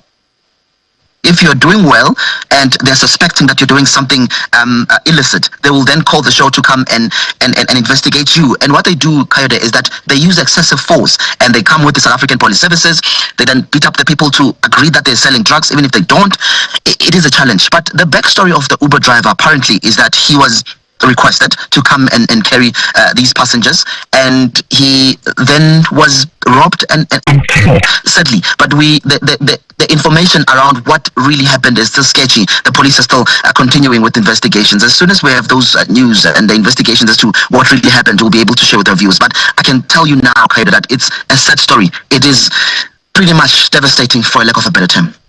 And ó rà ẹ káàbọ̀ padà ẹja wá lọ sí ibi awilade ọ̀rọ̀ kùsì ẹja wá lọ sórí ọ̀rọ̀ ti Elrufai ńkọ̀ kejì irọ́ òkú kankan tó lọ sórí ọ̀rọ̀ Elrufai ẹ má bínú ẹja lọ sọ́dọ̀ àwọn tán fẹ́ ṣe lálàyé fún wa wípé bó ní ọ̀rọ̀ Lent àti Ramadan bó ṣe papọ̀ mọ́ ètò ìdìbò ṣé Nàìjíríà jẹ́ religious country ní tẹ́ẹ̀kan fẹ́ bá nǹkan jẹ́ tẹ́ẹ̀ wá ní kán máa sún ọjọ́ ìdìbò. Only we must educate and change the mindset of our people, ensuring they see election as a civic responsibility, irrespective of religious engagement. Wọ́n ní ó yẹ kán máa sún religious function gan for civic responsibility ní wọ́n ní kì í ṣe Nàìjíríà. Àwọn méjìlá ń gbé bọ̀ wọ́n ní pẹ́ rárá bíi 2 minutes náà fẹ́ lò ó yẹ ká kànjú abẹ́ǹkò fún wọn ṣé rí religion. Gbogbo ẹ̀sìn ni mo ń sọ ní ìsìn yóò kì í ṣẹ̀sìn ó yẹ pé táwọn kan pọ̀ jù kan lọ ní o ọ̀tọ̀ ìsọmọ onílẹ̀ gan-an ni tí wọ́n wá pọ̀ jù gbúlégbúlé wọ́n pọ̀ jù. Ó ní Nigeria is a secular religion, cannot dictate the electoral calendar méjèèjì wọ́n ní káwọn senate mọ̀ dá ṣùgbọ́n senate ẹ bá ń tẹ̀sí ẹjẹ́ àgbọn. It shouldn't be a consideration at all. Unfortunately, the way we take elections in this country is such that it becomes something unusual. It ought to be something very usual. In other countries that I'm familiar with, you get ready to go to work on election day, go to your polling booth, vote, and go back to work.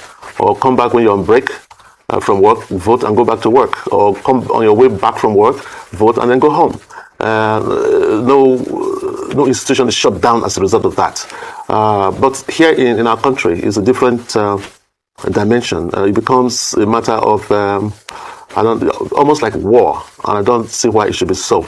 I think we need to change the mindset of people. All of us, we need to change our mindsets to be able to understand that this is a civic responsibility that all of us owe the country to go vote and leave.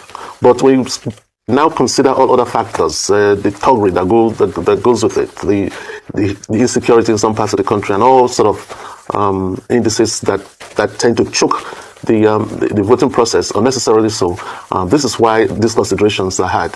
But again, like I said, my honest answer to that is that whether you're a Christian or a Muslim, whether it's Ramadan or Lent as for the Christians, what does it take to go and vote and then go back? I don't think it takes a whole day to do that. If the system. Some people have said it's down to the inefficiencies of INEC themselves, because what should be, like you mentioned, a very simple process: go out, exercise your franchise, vote, and leave. Sometimes the materials will come late. You're on the queue for so long. The process is bureaucratic, or they do this, do that. So for those who are fasting, they say, oh, they'll be too tired. But like I mentioned, in 2023, the dates coincided with the Lent season. So why was it not a matter in 2023? Why is it coming up now in 2027?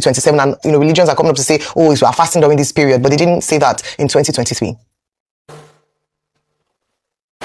Well, again, unfortunately, this argument is made on both sides. It's not an argument, or it's not a position that is put forward by the opposition alone. I think both sides they're both putting up this same position. But like I said, it's a civic responsibility that we owe our country.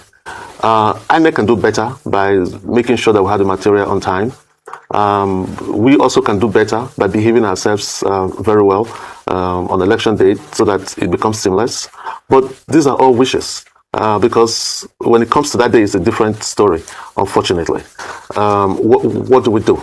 If you ask me, even if we shift the election to another date because of Ramadan and Lent, is still going to amount to the same thing. These sort of agitations are not new to democracy. And in fact, democracy anticipates that these kind of agitations would come. But what is important in the democratic process is simply that, there should be some sort of consensus building and harmonization of these sometimes conflicting interests. Now, the second one is whether or not it is legal. There is no constitutional backing to say, elections cannot hold during the Ramadan period. And in fact, if you look at past elections, and even the FCT election that has been scheduled for the 21st of this month, right? It's going to hold when the Ramadan starts. So the basic question now is, why is it that this kind of agitation is coming up for the national elections? If you also look at other Muslim countries, for example, Turkey, who of course we know that it's a Muslim country, held their elections, the 2024 elections on the 31st of March 2024. That was during the Ramadan period. Pakistan has done same. Bangladesh has done same. Indonesia has done same. So there is no legal status. It's simply a moral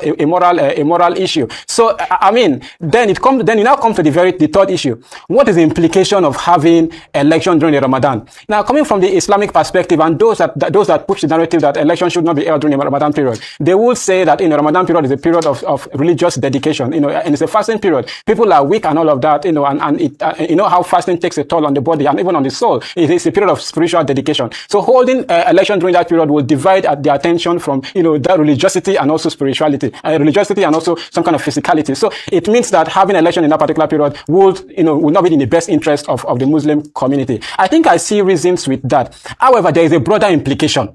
One is the fact that if you look at this logic, it did not start with elections. It has started long ago. So for example, if you look at the Ramadan period, right? Ramadan period has been a period where there has been argument in some states that students should not even go to school, despite the fact that these places are places where you have a lot of out of school children, right? So the implication is children should not go to school. So we are extending this logic from school, from work to elections. So brother mi ó ti tó báyẹn, mo ti kọ́kọ́ fẹ́ sọ̀rọ̀ sí tẹ́lẹ̀ wípé so mo tó ń sọ ni òun lọ wájú òun lẹ́yìn, ṣùgbọ́n báwa náà sì mọ́ ṣe àlàyé ló sì ṣàlàyé kì í ṣe pé bóyá wá defend èèyàn kankan ó jẹ́ ká mọ implication ẹ̀ ó jẹ́ ká mọ àwọn country tó jẹ́ wípé wọ́n jẹ́ Arab country tí ò dẹ̀ ṣiṣẹ́ tí ò múlẹ̀ tí irú òfin yẹn ò múlẹ̀ ń bẹ̀ ó sì sọ ó ní kò wà constitutionally legal òfin Nàìjíríà ò sọ wípé bẹ́ẹ̀ bá ń gbààwẹ̀ àwọn ò ní lè dìbò 2023 wọ́n dìbò ń gbààwẹ̀ nígbà tí ẹni tó jẹ́ kínní gan-an pẹ̀lú gbogbo àwọn tó jẹ́ Fúlàní wọ́n dìbò ó sì wá jẹ́dá ẹ̀ ìbò kan náà yóò wáyé ti kínní ṣé ó tiẹ̀ ti wáyé ti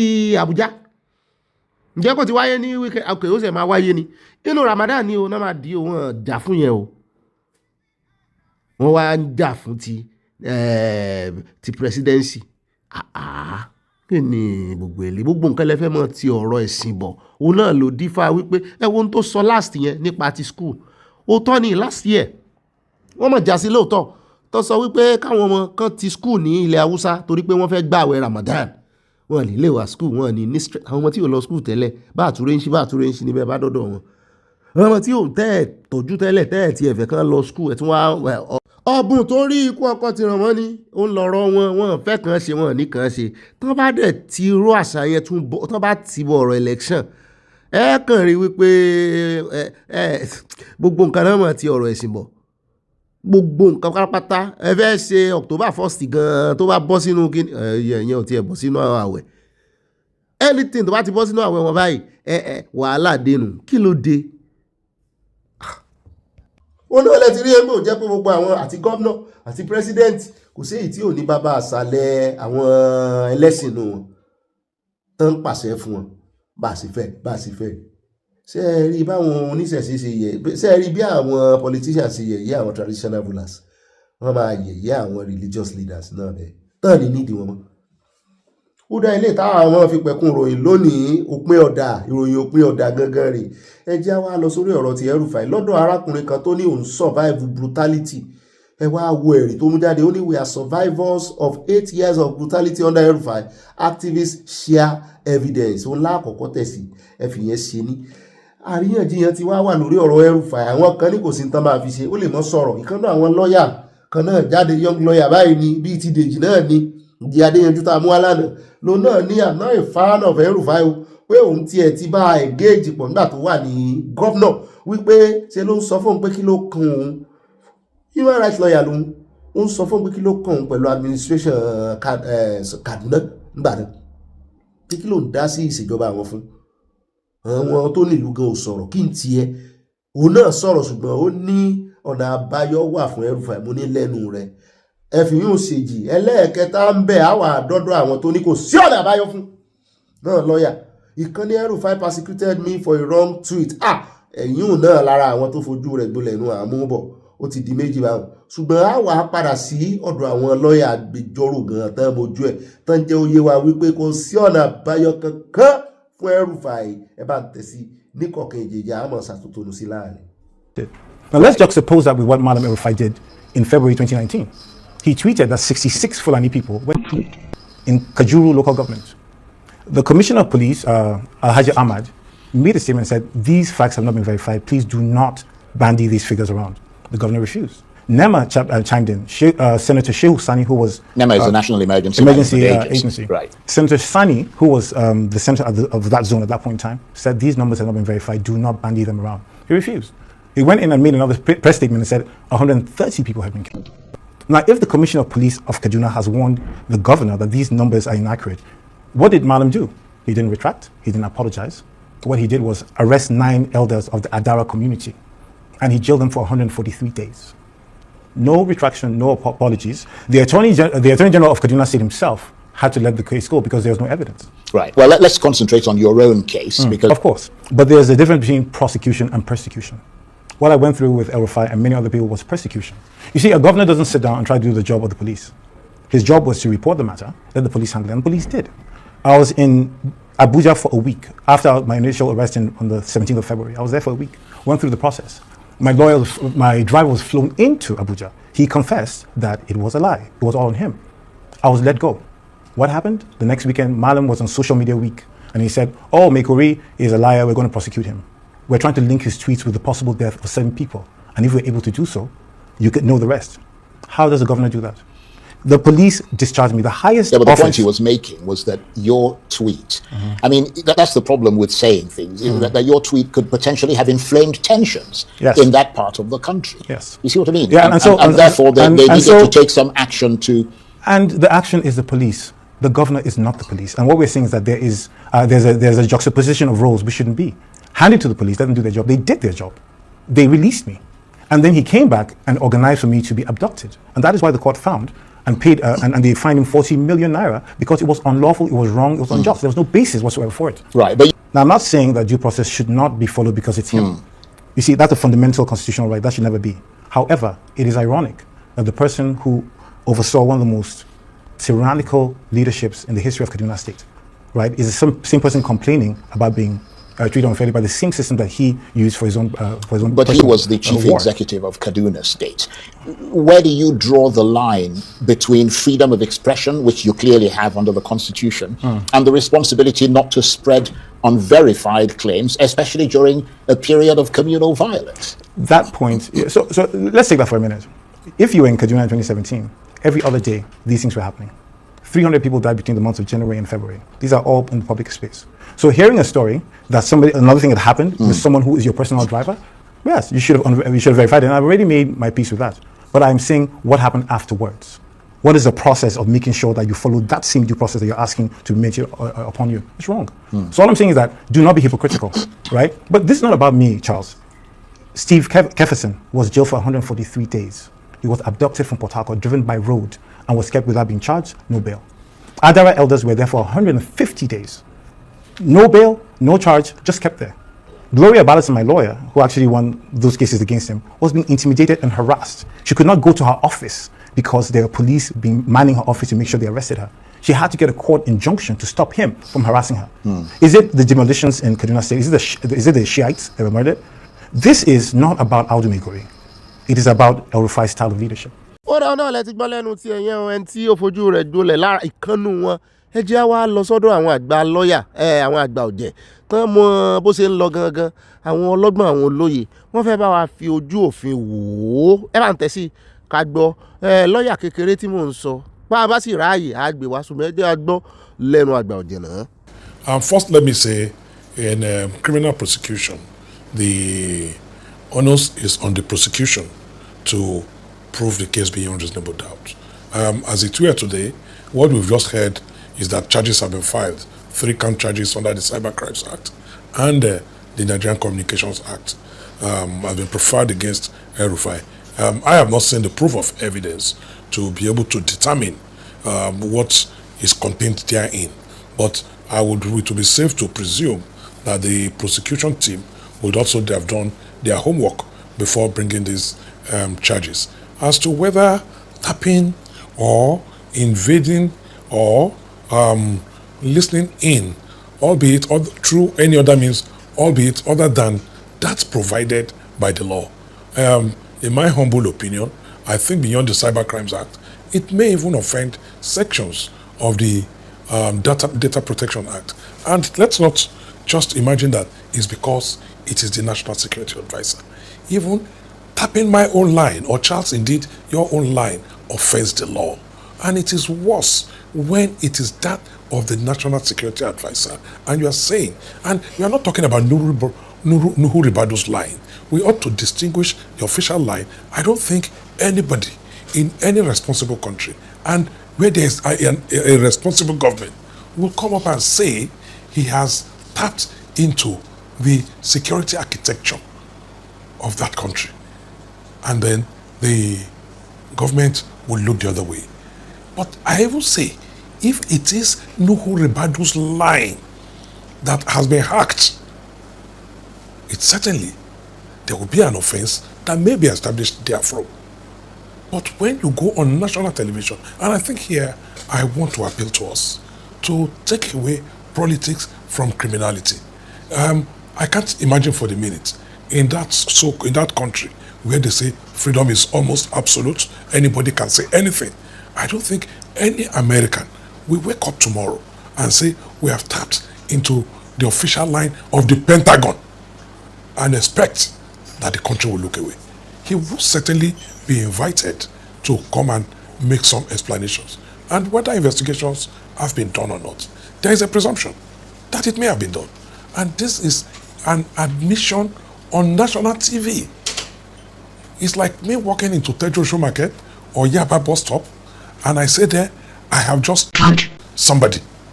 And then you imagine that because I might have freedom of speech, the police should first go and establish if I committed the offense before arresting me.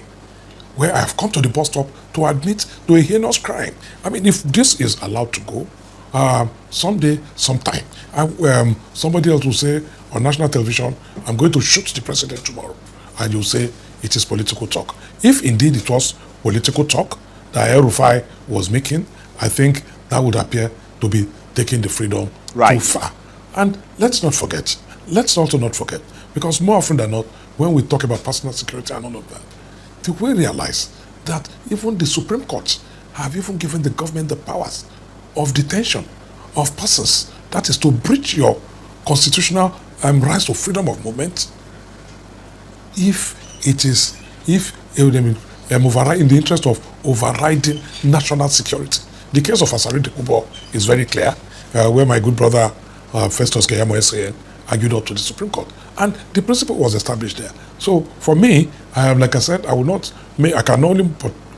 make only informed commentaries when I am seized of the full facts, and the full facts means seeing just before the charges, the 3-count charge that is in the public space. Okay. But I think, in my humble opinion, as long as the charges are supported by provisions of the law, the DSS, or indeed the Federal Republic of Nigeria, in whose name the charge has been brought, is doing the right thing by profiling this charge against Malame Nasir. Okay, well, Yorùbá lọ wọ́n bọ̀ wọ́n ní bọ́mọdé bá gégi nígbò àgbà lọ́wọ́ bí tó máa wó sí oríṣiríṣi àwọn ọ̀dọ́mọdé àwọn ìsìn wẹ́wẹ́ lọ́ọ̀yà agbẹjọ́rò náà ti sọ̀rọ̀ dálẹ̀ àgbẹ̀ kan wá ẹwà mọ̀ yàtọ̀ láàrin kéèyàn ní professionalism àti kéèyàn tún ní experience ṣùgbọ́n ẹ jẹ́ n sáré sọ̀rọ̀ lé ní tí bàbá yìí sọ̀rọ̀ lé lórí torí wọ́n ní ó dàbí ẹni wípé kéèyàn dé àárín jà kó sọ wípé òun ti pààyàn ó káwé wá lérè ní í ṣe bó o lẹ́sẹ̀ ní í ṣeré láìsè comedy skit àwọn oní comedy skit ìsìn gan wọ́n ń wọ̀nù wọn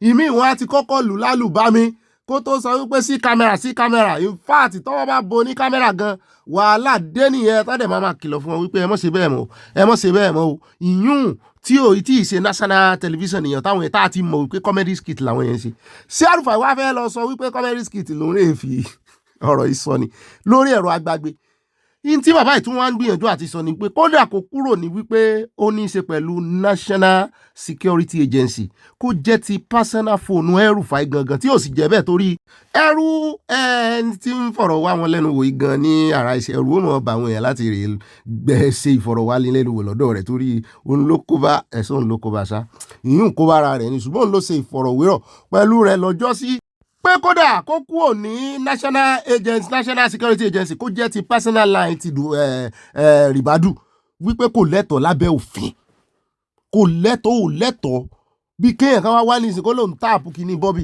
mo lè ìrọ̀ kìíní mi kan tó lóun táàpù wáyà fóònù kẹ́lẹ́ àwọn adé ní ìsìn kó nítorí pò mọ́nítọ̀ mi òun rè stọ̀ áàpù kan áàpù yẹn mo wá mọ́nítọ̀ mi gbogbo ibi tí mo rìn sí gbogbo bí mo ṣe ń sọ̀rọ̀ mo lè fòfin gbẹ́lẹ́ à ó tọ́ ni o mo lè fòfin gbẹ́lẹ́ à o sóò lọ́rọ̀ kan tó ń gbìyànjú àti sọ náà ni kó lè yíya náà ni mo mọ̀ pé ẹ̀mọ̀ rẹ́rìn bẹ̀ kó lè yíya náà ni mi náà rẹ́rìn bíi ni wípé gbogbo ọ̀nà tán ti lè wò ó Elrufai kò ní audacity kò ní right oníkálukú ó mọ níbi tí ọwọ́ rẹ mọ náwó méjèèjì ibi tọ́wọ́ yín mọ ní right yín mọ tó bá ti ń gún ẹnì kejì lè jìkà tàbí lójú right yẹn ti ń kọjá ààyè rẹ̀ nìyẹn so ìwọ tó wá jáde tó wá sọ wípé o tap n tó wá fi tapping ṣe kò tiẹ̀ tí kàn ẹ̀ṣẹ̀ ni pé o tap pé o lọ intrude into another person's privacy data protection wà o tún wá jùrí fóònù cybercrime kìíní sì wà ní ìsìn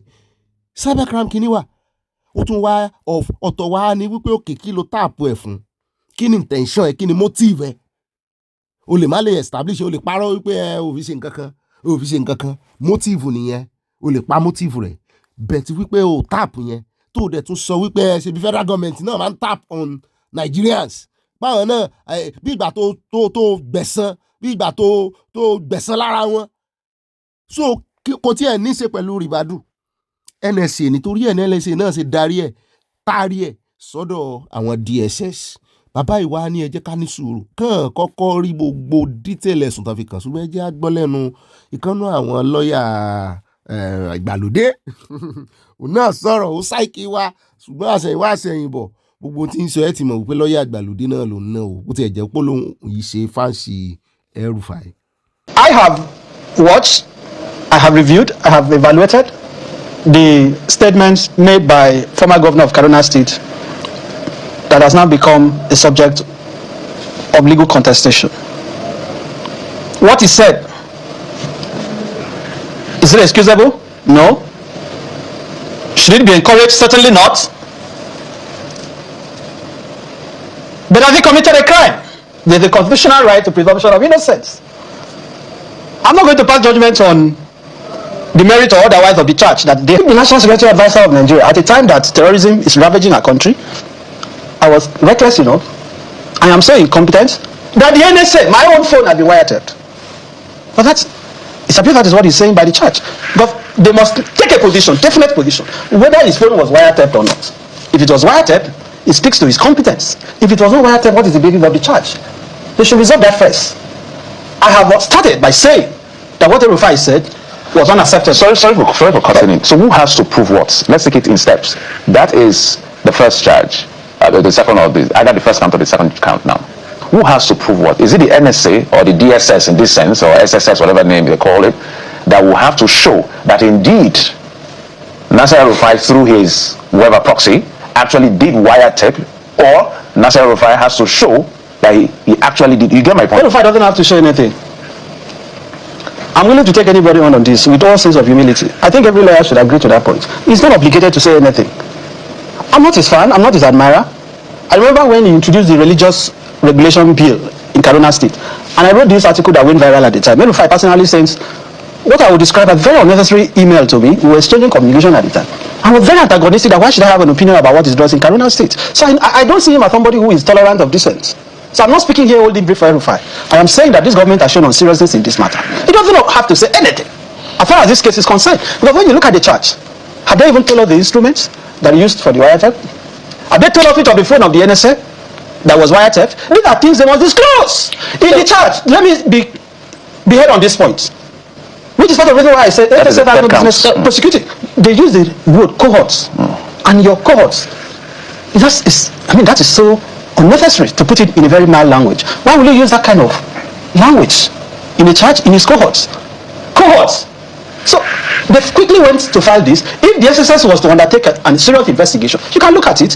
When they concluded, they should have forwarded the file to the Ministry of Justice. The Ministry of Justice would have reviewed it and decided whether and took a decision whether to prosecute or not. I am saying that based on what they have disclosed to us, I'm not sure that this is something that should go to court. And if it had to go to court, it is the Attorney General of the Federation, or at best, maybe the police that should have filed this charge. This is supposed to be an intelligence gathering agency.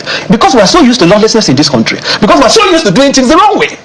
So that is why in Nigeria today, the State Security Service is being deployed for things that are outside their mandate. They basically do all sort of things. So, regardless of the technical inadequacies of the filing of the charge on the part of the government, the federal government, and even if Elrufai pleads the fifth in this case by not self-incriminating himself, the government, on the other hand, also has admitted that indeed, by this charge, that the NSA's phone was wiretapped. Does it then mean that because of the technical inadequacies, the court will not find Elrufai guilty, or because there has been an admission to a crime on national television, there is indeed a case before the court that can sail through? Again, being cautionary, I cannot speak to his guilt. The court will make that determination. What I can tell you, and what I can tell you very strongly, is that the burden of proof rests entirely on the prosecution. It never shifts. Even if they want to argue evidential burden, I don't see how that will inure in their favor here. They will have to prove his guilt. Elrufai, again, is not obligated to say anything. All he has to say in court is that he did not wiretap. And by the way, what are we talking about? That Malamu Ribadu, seriously, is willing to concede that his phone was wiretapped and he's still in office of NSA? Does that tell you something? In a country that kidnappers are calling their victims, in a country that Boko Haram terrorists are on TikTok, and the NSA of that country comes on record to say my phone was wiretapped. For me, that is a more serious security breach than the wiretap itself, than the charge itself. Because it speaks to a lot of things. And as I said, it was a reckless comment by the former governor of Kaduna State, for which some answers should be provided. But they are not interested in even getting answers. If they are interested in getting answers, shouldn't they have spoken to him? Because how did the wiretap happen? Have they told Nigeria? They are the ones to tell us. It's not them to find out, have a duty to make that disclosure. Ó dá ẹ mọ̀jẹ̀ apẹ́jù lọ́dọ̀ arákùnrin ó ń jọ bẹ́ẹ̀ ni pé ìwé kíkà ó ti kàwé ju ìwé kíkà lẹ́lòmíì fi ń ṣe lọ́ọ̀ èèyàn máa ń fọgbọ́n sí lọ́ọ̀ náà o èèyàn máa ń fọgbọ́n sí agbẹjọ́rò ìta náà rò ń bí àròjọ àkàngbẹjọ́ èèyàn rò ní ọlọ́run ní gbẹjọ́ tí a rò ń bí o ṣùgbọ́n tí mo fẹ́ fàyọ náà ni wípé ìwọ ń retí kí DSS tẹ̀sí ń fẹ̀sùn kàn táwọn ọmọ Nàìjíríà sì ń wò pé NSA jàre tẹ̀sí ń fẹ̀sùn kàn táwọn ọmọ Nàìjíríà ń retí wípé bóyá àṣírí máa tú incompetency ní kán tún wá jáde fún yín kán wá máa sọ gbogbo bí ó ṣe gbìyànjú láti fẹ́ ṣe mọ̀ wípé yẹn gan lásán gan bí ìbátan tún fẹ̀dí ara wọn síta ni báyìí ló ṣe fẹ́ ṣe o báyìí ló ṣe fẹ́ ṣe ebi ilé ẹjọ́ náà gbé lọ adájọ́ náà máa sọ yẹn fún àwọn ọmọ Nàìjíríà ṣe máa ń retí kán wá já wọn lábọ̀ náà kán wá sọ gbogbo nǹkan fáwọn nípa tó tiẹ̀ wá jẹ́ nǹkan ọ̀tẹlẹ̀múyẹ́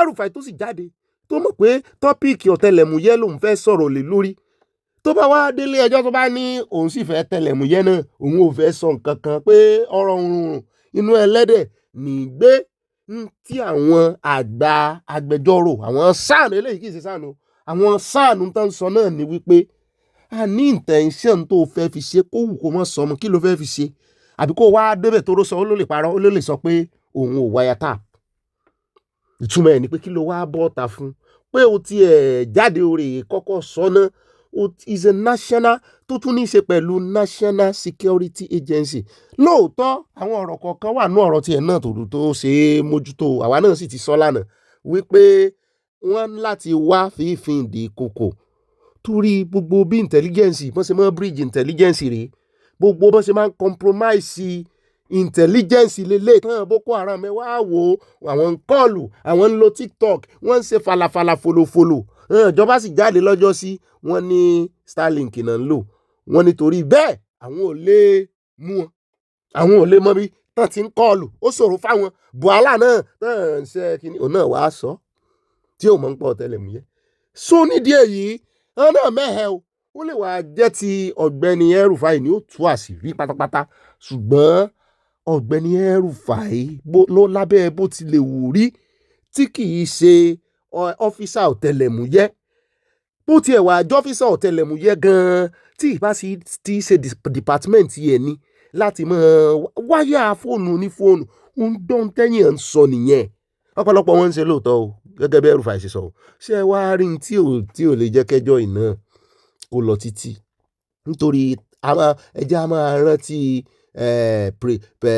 president ṣé ìbò mi correct ẹjẹ́ a máa rántí previous times àwọn ará bíi wọn ìfẹ́ ibi tí Elrufai dé ní governance ipò tó ti dé àṣírí wà lọ́wọ́ rẹ̀ jù bá náà lọ àṣírí wà lọ́wọ́ rẹ̀ ọ̀tẹlẹ̀múyẹ́ gan ló náà fúnra rẹ̀ ó kàn lè mọ̀mọ́ wọṣọ DSS kiri àṣírí wà lọ́wọ́ wọn àwọn náà sì mọ̀ wípé báwọn bá fa gbùrù dọ́dọ̀ Elrufai gbùrù Elrufai náà ó fàgbó wọ́n jọ wá mọ̀ fara wọn àwa tá a mọ̀ já kókó fẹ́ wúro fún ehoro kókó ehoro ńgbà náà tá a mọ̀ wọnú gbó ńgbà tá a mọ̀ gbé kíní àpòdọ̀ ọkọ kíní àásìn ehoro ńgbà náà àmọ̀ tí ń jẹ́ gbùrù àmọ̀ tí ń jẹ́ gbó béèyàn bá fa gbùrùgbùrù ní kíní kan báyìí tí máa dàbí okùn bí wọ́n máa ń pòwe kan wípé ìtàkùn tó ní kérin mọ́gòdò wọ́n ní tòun tẹ̀rín ní ọ̀lọ́ ṣé ẹ rí ìtàkùn yẹn ara àtàkùn ní gbùrù wà gbùrù yẹn tó wá fà báyìí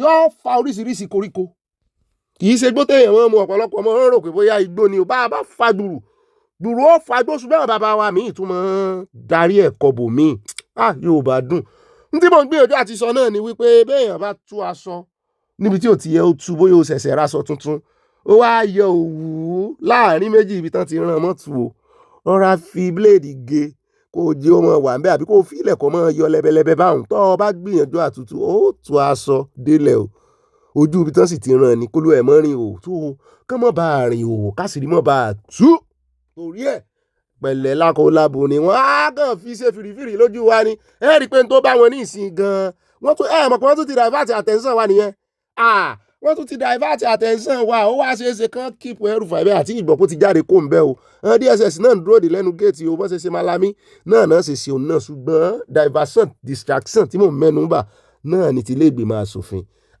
n tó ṣẹlẹ̀ lónìí ẹ̀ tí ìgbọ́n nǹkan kan o n bá bá dénú abala ẹ̀ ń bára yẹn ẹ bá rí Sowore tí Sowore náà tó náà accuse ìjọba wípé ń tán yìn lu àwọn kì í ṣe tíá gáàsì o ó fẹ́ jọ gáàsì ní tíà àti gáàsì nǹkan bíi gáàsì náà ní tá bá ti túlẹ̀ nínú kánísítà rẹ̀ yóò jẹ́ kómijé wá sójú yín ní ojú ọmọ ta yín ó lè tán jù lẹ́yìn ó ní kì í ṣe kìíní ó ló fẹ́ jọ tí Elrufai sọ̀mù ní Sowore tún bá tiẹ̀ dé ó tún gbé sí ẹ̀ dé á bá pàdé àyà ni ó gbé wá débẹ̀ nù abala ẹ̀ ń bára ẹ̀ ẹ jẹ́ àkó lọ́dọ̀ lọ́yà àwa lọ́yà kékeré àwa ń kilẹ̀.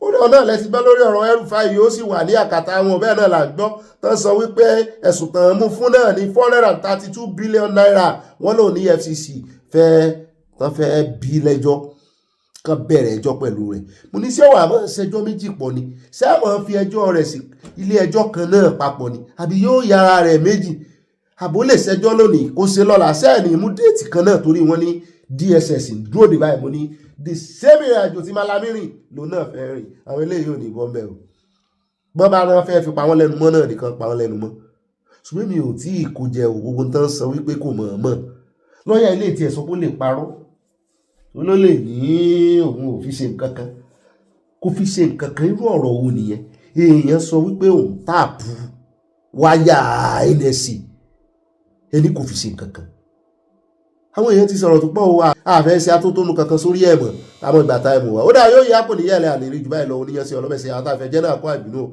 àfihàn pàdé lọ́la láṣẹ Olódùmarè àyá kí ló ní fún àná abalẹ̀ mara ẹ̀ àròjọ mùsùlùmí.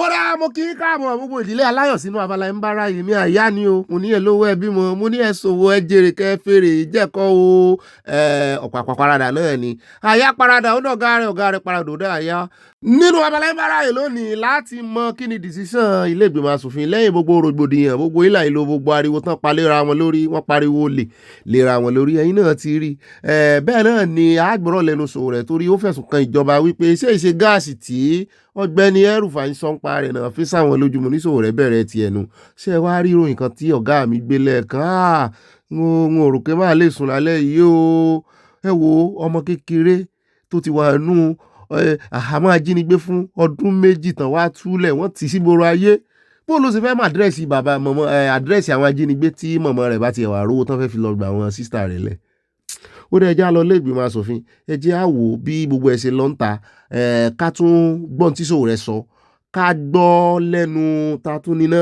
á gbọ́ àwọn ọmọ lẹ́gbìmọ̀ asòfin gangan náà fẹ́ sọ̀rọ̀ torí wọ́n ní ariwo àwọn la gbọ́ àwọn fẹ́ sọ̀rọ̀ gangan ká tó wá lọ sọ́dọ̀ Akpabio níbi tán ti buwọ́ lu òfin wọ́n ti buwọ́ lu o. Because we are fighting for your rights. This is our own police. Now they pay their salary. Yes, sir.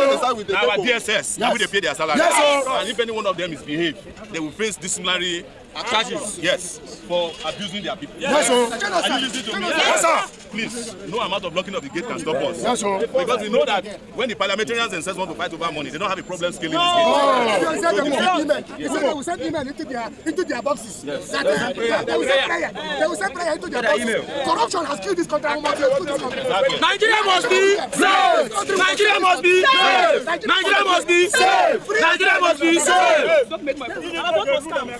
Our vote was If you want to fight, fight the government. Our vote must count. Our vote must count. Our vote must count. Our vote must count. Our vote must count. Our vote must count. Our vote must count. Must count. Gas, we were poison gassed. We were gassed with a poisonous gas. It's not a tear gas. Anybody who witnessed it, was it tear gas? No. It was a poison gas that was released from a canister that was carried by a policeman who has now run inside. You know, Elrufai was saying that they imported some colorless, odorless gas. Maybe this is the first place they want to come and use it. Yes. We are trying to get rid of, even these 4 years is too long. We are asking for 16 years. Is there anybody in Nigeria who wants to have a 16 years Tinubu presidency? That senator is a fool. He should be recalled by his constituents immediately.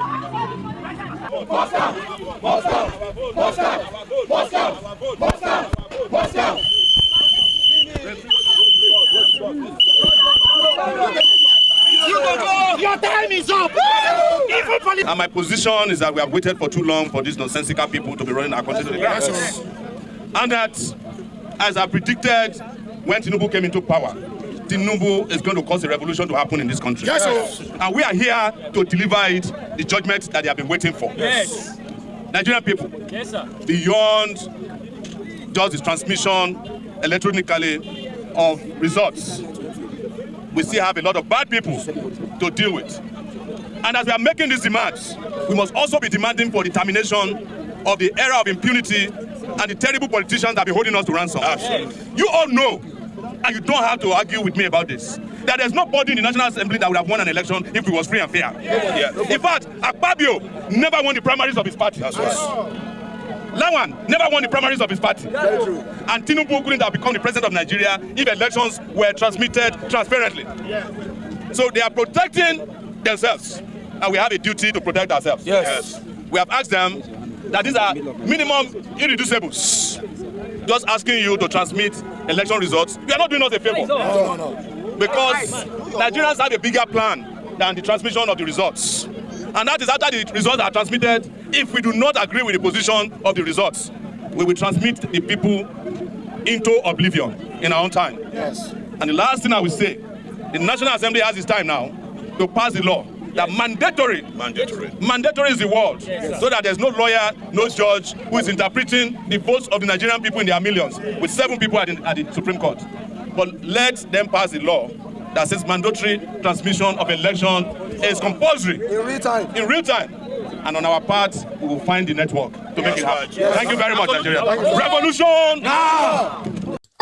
Sùwúrẹ́ ìsá wọn lálágídí lọ̀gá lágbára o bálágbára ò bá ti fẹ́ dáràn o Sùwúrẹ́ ní agídí bẹ́ẹ̀ náà ni òun ló mọ tó jẹ tẹ́lẹ̀kùn tó fi ń ṣe gbogbo eléyìí tí ń ṣe torí wọ́n sì ń sọ̀rọ̀ lórí ọ̀rọ̀ ti gáàsì tí ọ̀rọ̀ sì ń járe rẹ̀ lórí ọ̀rọ̀ ti Elrufai tó lọ sọ̀sọ̀kúsọ lórí agbègbè bẹ́ẹ̀ náà ló tún béèrè lọ́wọ́ NSA ìyẹn Nuru Ribadu wípé kíní mọ́jèlé tán ni wọ́n fi ń pààyàn tó lọ kó wọlé kí ló fẹ́ fi ṣe a sì wà lórí ìyẹn ìwọ tún lọ ń fẹ́ lójú oníbóyè òun ni bóyá kì í sóhun Sùwúrẹ́ ń fẹnu já wáyà ẹjọ́ àsọ̀rọ̀ síbi tọ́rọ̀ wà ó lágídí ó lákìkanjú lóòótọ́ ṣùgbọ́n àwọn nǹkan kan wà tó yẹ pé gbogbo èèyàn ò lè mọ gbogbo nǹkan tán náà ìjà agbára tẹ́ ń jà fún ẹ dúró tán kẹ́ ẹ jà fún ṣùgbọ́n kí wọn náà wá ṣé bó ló ṣe wá jẹ́ pé ti Elrufai ló tún wá fẹ́ wá kìíní wọn Elrufai sì wà lára àwọn tí wọ́n bú o ó wà lára àwọn tí wọ́n sọ̀rọ̀ sí ara àwọn olórí tó bà gbogbo nǹkan jẹ́ nìyẹn o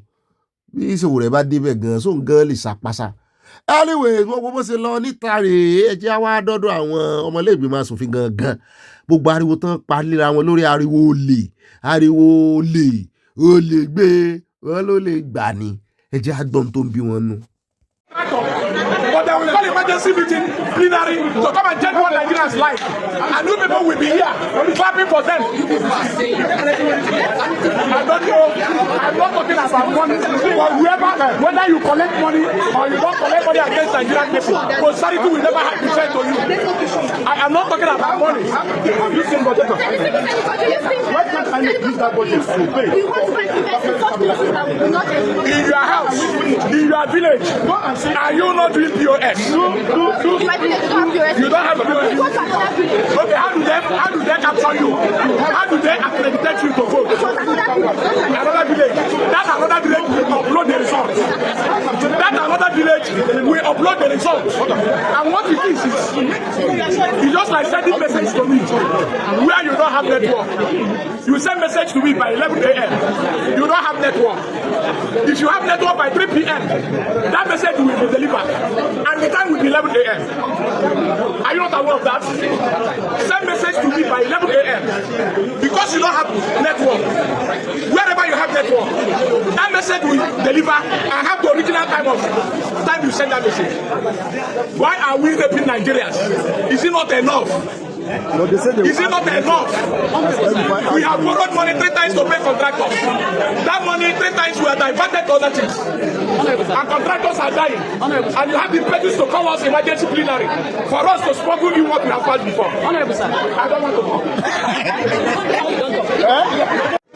INEC have budgeted so billion for the election. Why don't INEC pay for satellite for 24 hours? Why? Why are you telling us that network will fail here, network will fail there? Why? So, what we're saying is, have you gone to any other country before and hear about network failure?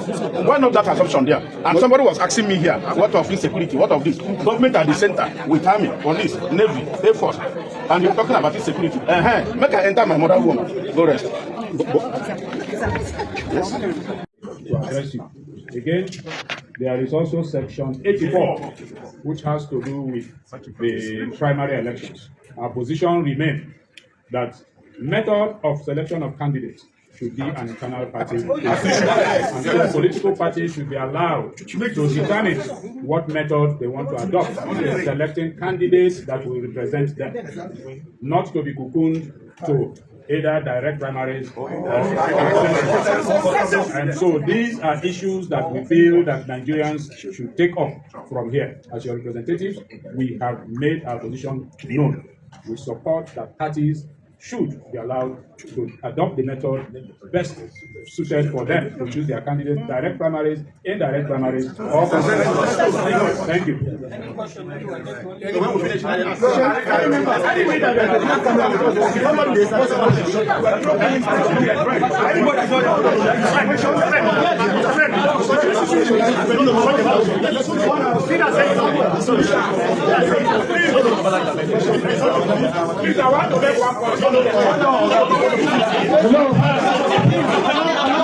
Can we have questions?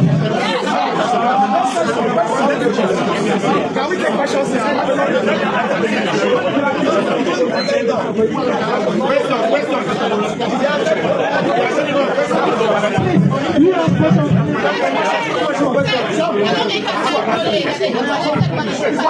That's it, yes. There were shouts of APC Ole, that means thief, and the lawmaker said in there to the microphone, they have collected money. Who collected money?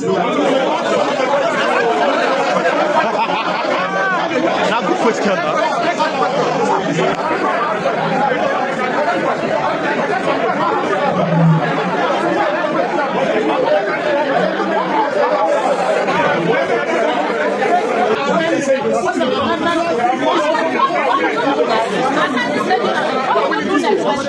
These processes are passing. That is why we come to tell you people. So like, We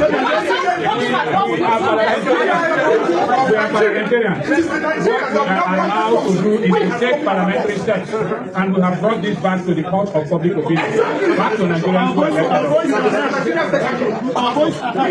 Thank you, gentlemen of the press. Yes. Like we said, it's an ongoing debate. The ball is now in your court to amplify it.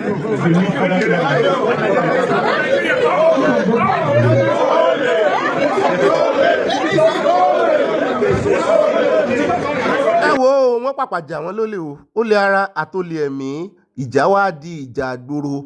Ó dìjà láàrin Senate versus àwọn House of Rep. Ta ló wá win? Ẹ jẹ́ a wò ó bí wọ́n ṣe pàṣẹ bíìlì yẹn. Kí ló wà nínú bíìlì gangan? Wọ́n ní wọn yọ ẹ̀lẹ́tírónìkì kó ń bẹ́ òṣùmọ́ kò sí rí táìmù ń bẹ́. Bẹ́ẹ̀ náà ni tí Senate fẹ́ náà ló wà ń bẹ́. Wọ́n ní wọ́n fi option B sí. Ẹ jẹ́ a wò bó ṣe lọ. Àpábíò ìṣá. You will stand up on your seat and you also raise your hand. So if you are in support that the proviso, which enables the presiding officer to proceed to the next center for collation with the hard copy of the sign from EC8A, so that collation can continue. If you are in support that the word proviso remains to enable the presiding officer to do so after imputing all the items, can you rise and raise your hand so that the public can see you? Come and count.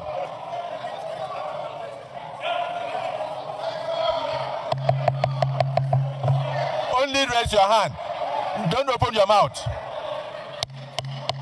Raise your hand. Stand up, raise your hand. Don't open your mouth so that the public can see you. Because the social media must see you. Now, we don't want to see those who are insisting that if it does not, we want to see those who are saying if the transmission or communication fails, that the election stops there.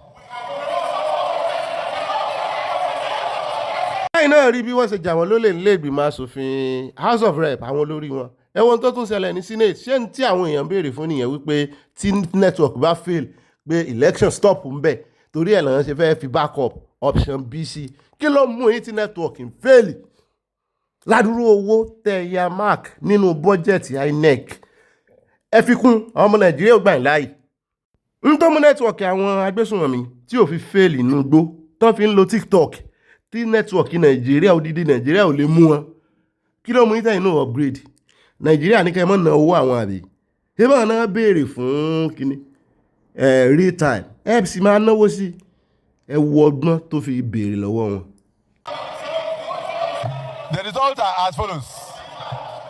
Those who do not want any proviso are 15 in number. And those who want the proviso are 55 in number. And so the proviso says,